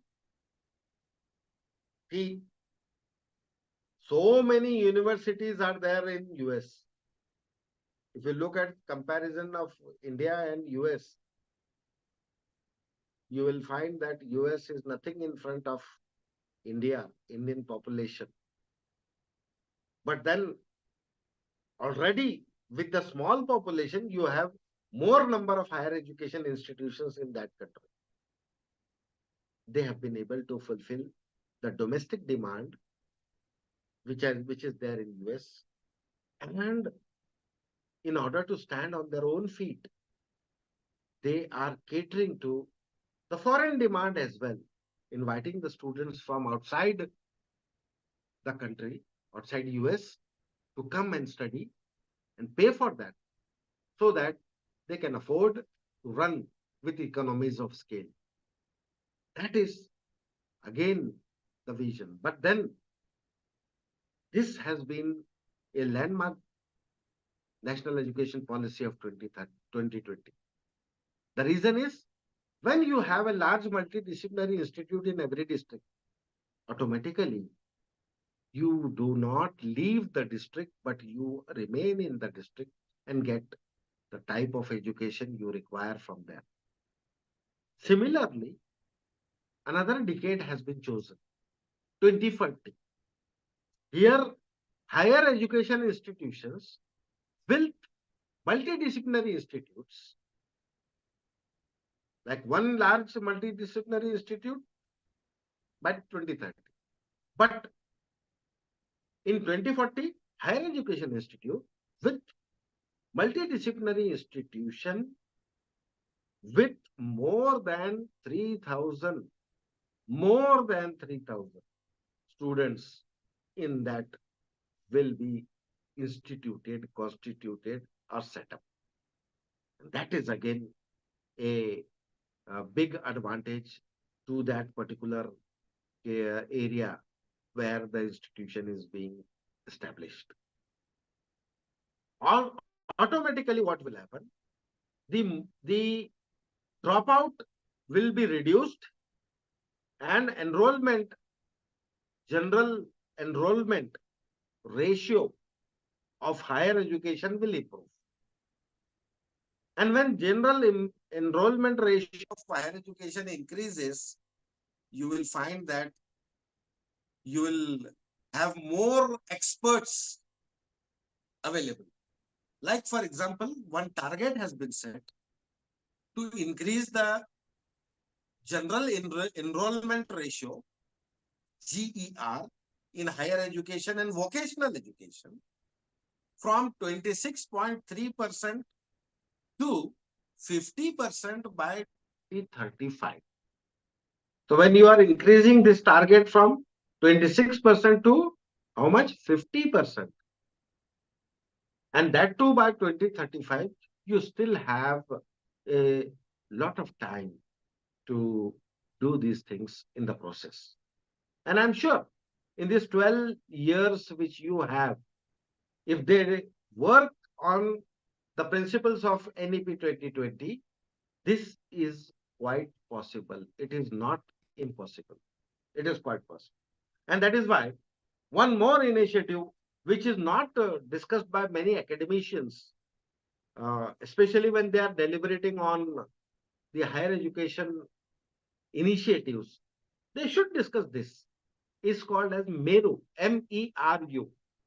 And this MERU, Multidisciplinary Education and Research Institute, this is the future.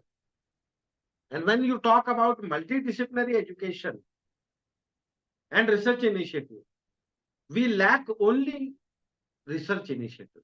Otherwise, we are not less intelligent than other people in the world. We are having a very good education system. But what we lack is research. And that implementation of research will not give you an advantage unless you are able to cater to the requirements of that particular multidisciplinary education and research institute. Friends, I have been conceptualizing and telling you again and again that when these things are planned, they are not done for a small period or a short time or a medium term. It is done keeping in mind the long term vision or the futuristic vision. And that is why this has been instituted, that is Multidisciplinary Education and Research Institute. Then internationalization as far as this is concerned. And when I talk to you about internationalization, entry to the world top ranking universities to the campuses in India. And this is unstoppable. You will not be able to do, you have to live with it. And I've been saying this again and again, repeating it again and again. You do not need to go to London. Oxford University will be in Aurangabad. You don't need to go to MIT. It will come to Mumbai. And this is the reality. Because if they find the scope, they will naturally come. And they see India as a very potential market. But I visualize it in the long term. If you want to increase the general aptitude and general enhancement of this educational initiative, you have to live with these things. It's very easy to criticize that the foreign universities are coming. But then we always say, हम दूसरों को criticize करने से पहले अपने गिरेबान में झांके.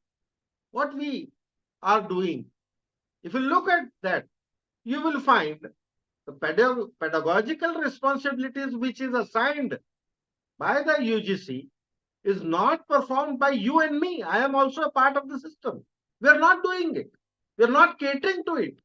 And how can we expect that the new education policy, when it has allowed the foreign institutions to come to India, so you cannot criticize it. And the government has done the right thing, because see, if you pay 25 lakh rupees or 50 lakh rupees as a fee to one institute in New York or Washington or London, or you are paying it in Frankfurt, Germany, you are putting a strain on the Indian foreign exchequer. Naturally, you will go for a foreign exchange because this is the legal fees. You'll go through the government channel and the reliable channel through the bank, and you have to take the permission, and you have to pay that much foreign exchange. That much foreign exchange can be saved if the student gets that education in India. So these things are not randomly prepared. These things are not randomly conceptualized. These things are initiated keeping in mind certain short, medium, and long-term vision in mind. And that is why you will find that the multidisciplinary education, or you can say the top world ranking universities, which are already there in India in some other form, but they will be independently allowed to open their campuses in India, as we have seen in the industry. Collaboration, joint venture was the need of the hour to increase industrialization.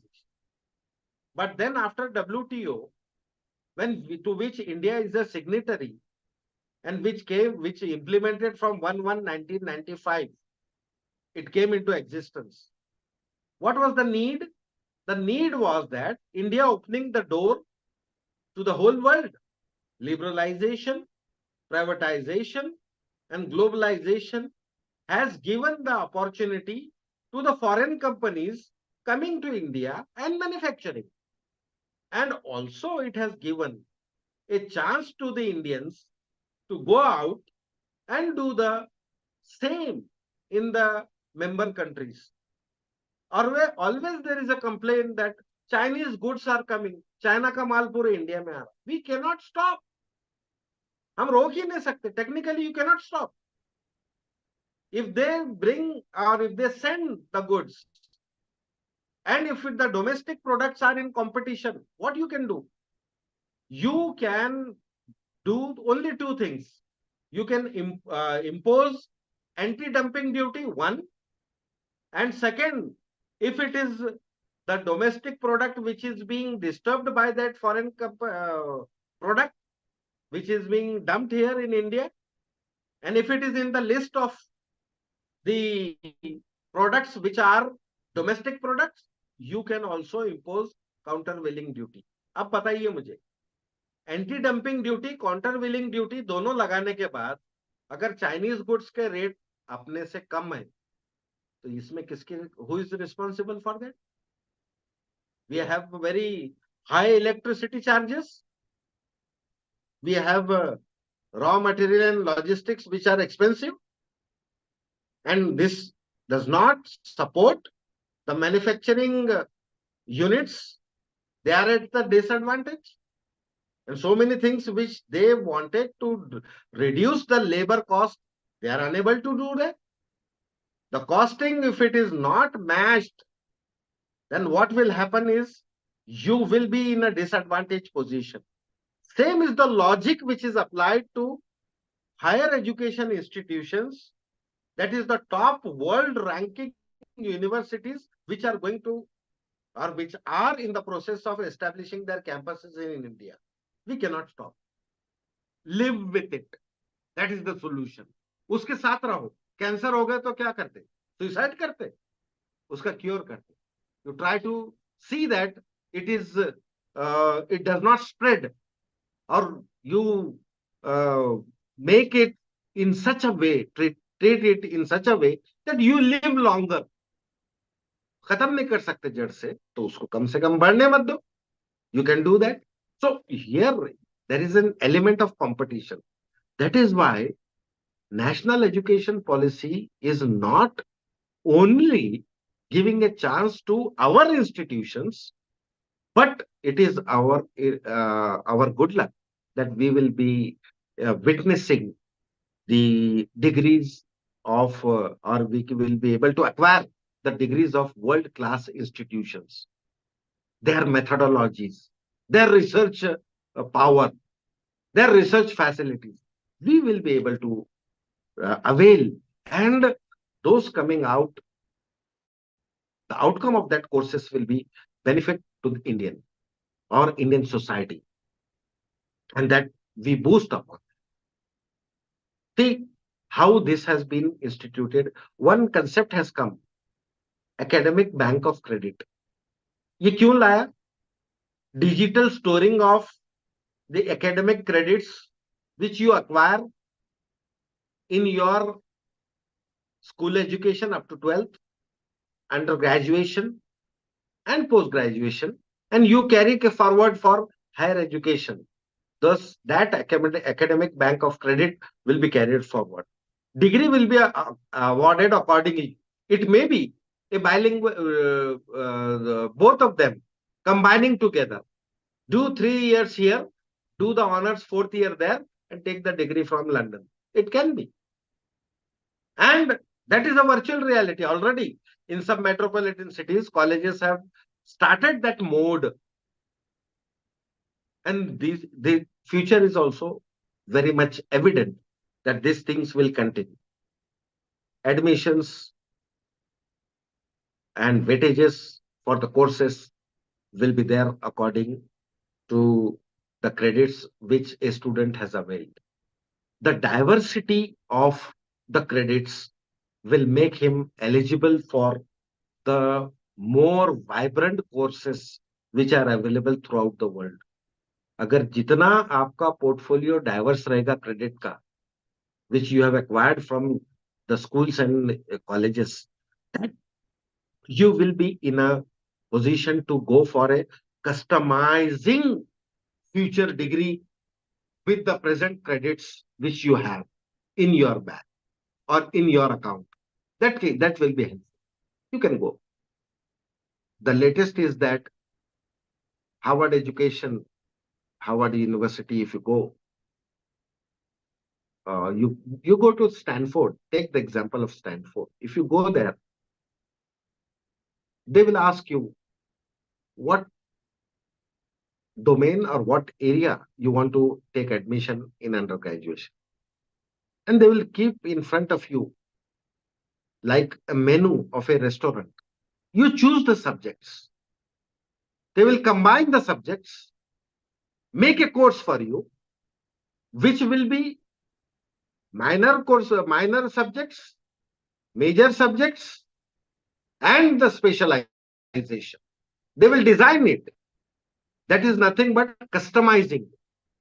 So when you design and when you customize, you get the better mix and you get what you want.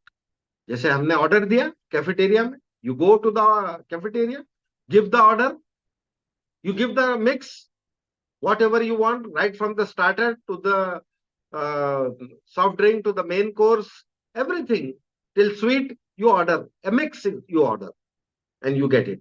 So customizing the future degree credits will be there in the NEP 2020, and the counting the credits availed will be done. Friends, we have very little time left, but then I will not hesitate to discuss the challenges, because if you do not discuss the challenge, then I think that will be something will be incomplete. ऐसा लगेगा कि हमने challenges को discuss नहीं किया. If you see in general, you will find some of the things which are encountered, and that will be a hurdle or a bottleneck in implementing NEP 2020, which we are witnessing at present also. That is lack of infrastructure. Of course, the steps have been started. Now we are talking about cluster colleges, 4 or 5 colleges coming together, forming a small university and sharing the resources. That's a very good initiative. that can be good for both the institution and for the students and the teachers also. So they can share the expertise of the teachers among themselves, limited to that particular cluster. So lack of infrastructure, that solution can be feasible, but that is one of the major challenge in implementing NEP 2020. The lack of infrastructure in schools and colleges. Very precarious situation is there. Students are not able to sit in proper manner in the schools, even in colleges. And many schools and colleges do not have adequate number of classrooms also, libraries also, librarians also, laboratories also, and other facilities which are required, right from girls' common room to the toiletries. All these things, washrooms, they are not up to the mark. That is why infrastructural shortage or lacking of infrastructure is the first thing. The second thing is teacher shortage. And this is one more area where government is trying to attract. See, the scales were revised in the sixth pay and seventh pay. The reason for the revision of scales for higher education institutions or teachers was keeping in mind that good talent should be attracted towards this profession and more good teachers should come. But then what is seen is not true. I will not discuss that. I think it is immaterial to talk about it. But we should be aware as a responsible citizen of India.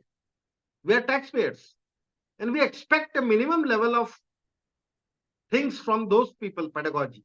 But then we are not able to do that. So shortage of qualified and trained teachers in primary schools and colleges in India, it's there. We are witnessing since so many years. And NEP implementation requires this because it requires more involvement. More and more involvement of the teacher will give more to the students. Otherwise, it can be a big question mark. Lack of financial resources. Government resources are limited. The institutions has to raise their own resources. At some point, to some extent, it should be done. If not, then I don't think that will be feasible in the coming days to run a institution purely from the government resources. You have to raise your own resources. So schools and colleges will be a target where they will be able to, those who are able to raise their financial resources, they would be able to meet the gap which is between the activity planned and the outcome. That can be done. And the last thing, one more challenge, resistance to change. Change is inevitable. Change cannot be denied. आपको change होना ही पड़ेगा. But you should accept the change with open mind, open heart. One thing I always say, change should be gradual. And this NEP is not instant because there are some things which are being opposed for the sake of opposition. Oppose करना इसलिए oppose कर रहे हैं, ऐसा नहीं. That is why in a haphazard manner, it has been implemented in the graduation and post-graduation institutions. For the fear that this may be rejected and this may not materialize. But then if it is implemented from school level, I think the fruits of this NEP, outcome of this NEP will be phenomenal. And it will be worth. And that is why you have to overcome these challenges and you have to invest in infrastructure. ये उसका solution है. Invest in infrastructure, both the government as well as the institutions which are catering to that higher education and school education. They should also be proactive. उनका भी institution का सहभाग होना जरूरी, contribution होना जरूरी. If not, you cannot move further. The second is capacity building of the teachers is necessary and on the large scale. That is why you are attending this what you call orientation course at all India level.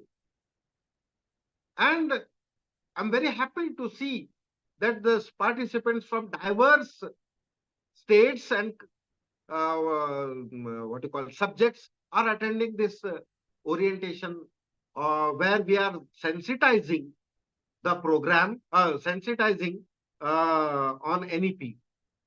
So sensitization on NEP is required to create an awareness and understanding, better understanding of the things which are inscribed in this new education policy draft of 2020. And when I say there is financial resources which is lacking, the government can increase the funding directly and indirectly, because it is our national pride if our higher education institution. Of course, school education, that can be a constitutional liability, which the government has to fulfill. And they will fulfill, I am sure. But investing in higher education is always a investment for the future. And if you are having a futuristic vision, you should increase the funding directly, indirectly, strategically, with some conditions. Then I think it will be an all-round development. And the last thing which you are attending, sensitization and awareness campaign. From time to time, it is required. There may be some resource person who may not be able to sensitize you, but demoralize. But you should take the lesson from them. If they are not able to perform, they are part and parcel of our teaching fraternity. And if they are not able to perform, you should introspect. Atma parikshan karna chahiye. Introspect. Why these people are not able to perform? Why these people are not able to give? Because they have not been sensitized. They have not created an awareness in these people, and they are not able to deliver. And you are not able to get. And when you see that people are not able to perform, you say that I am better than them, and you do not do the improvement. Learn from the last person in the class. They will share very exceptional ideas, phenomenal ideas. And that could be the future mantra to become successful. And I hope the, the participants in this sensitization program, especially the teachers and researchers from all over India, you will be taking a proactive step towards implementation of National Education Policy 2020 in a positive mode, thinking of future, that we have to live with this. इसके साथ ही रहना है. So you should take a proactive step forward instead of looking back and seeing what is not done. No, go ahead. Take some new ideas. Contribute. Things will go on. And the governments will come and go.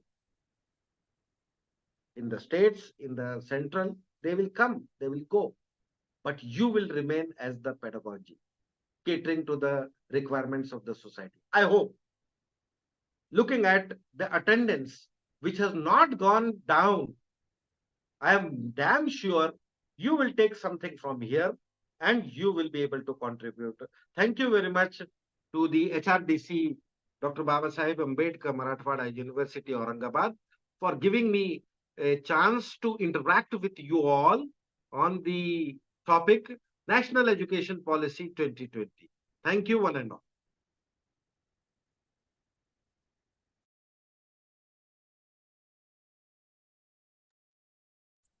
So thank you, sir, for sparing your valuable time and delivering a talk nearly for 3 hours Professor Dr. Syed Azharuddin sir has delivered a talk. So we are really thankful on behalf of this entire group that he have spared his valuable time.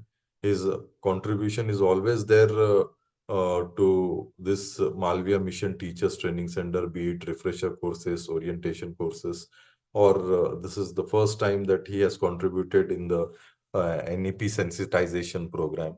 And as rightly told by the director, sir, that he can justify that particular topic, that academic leadership and NEP. So I hope that all of us have taken something in our bags and which we will deliver to our colleagues through this lecture. So we are really thankful to Dr. Syed Azharuddin, sir.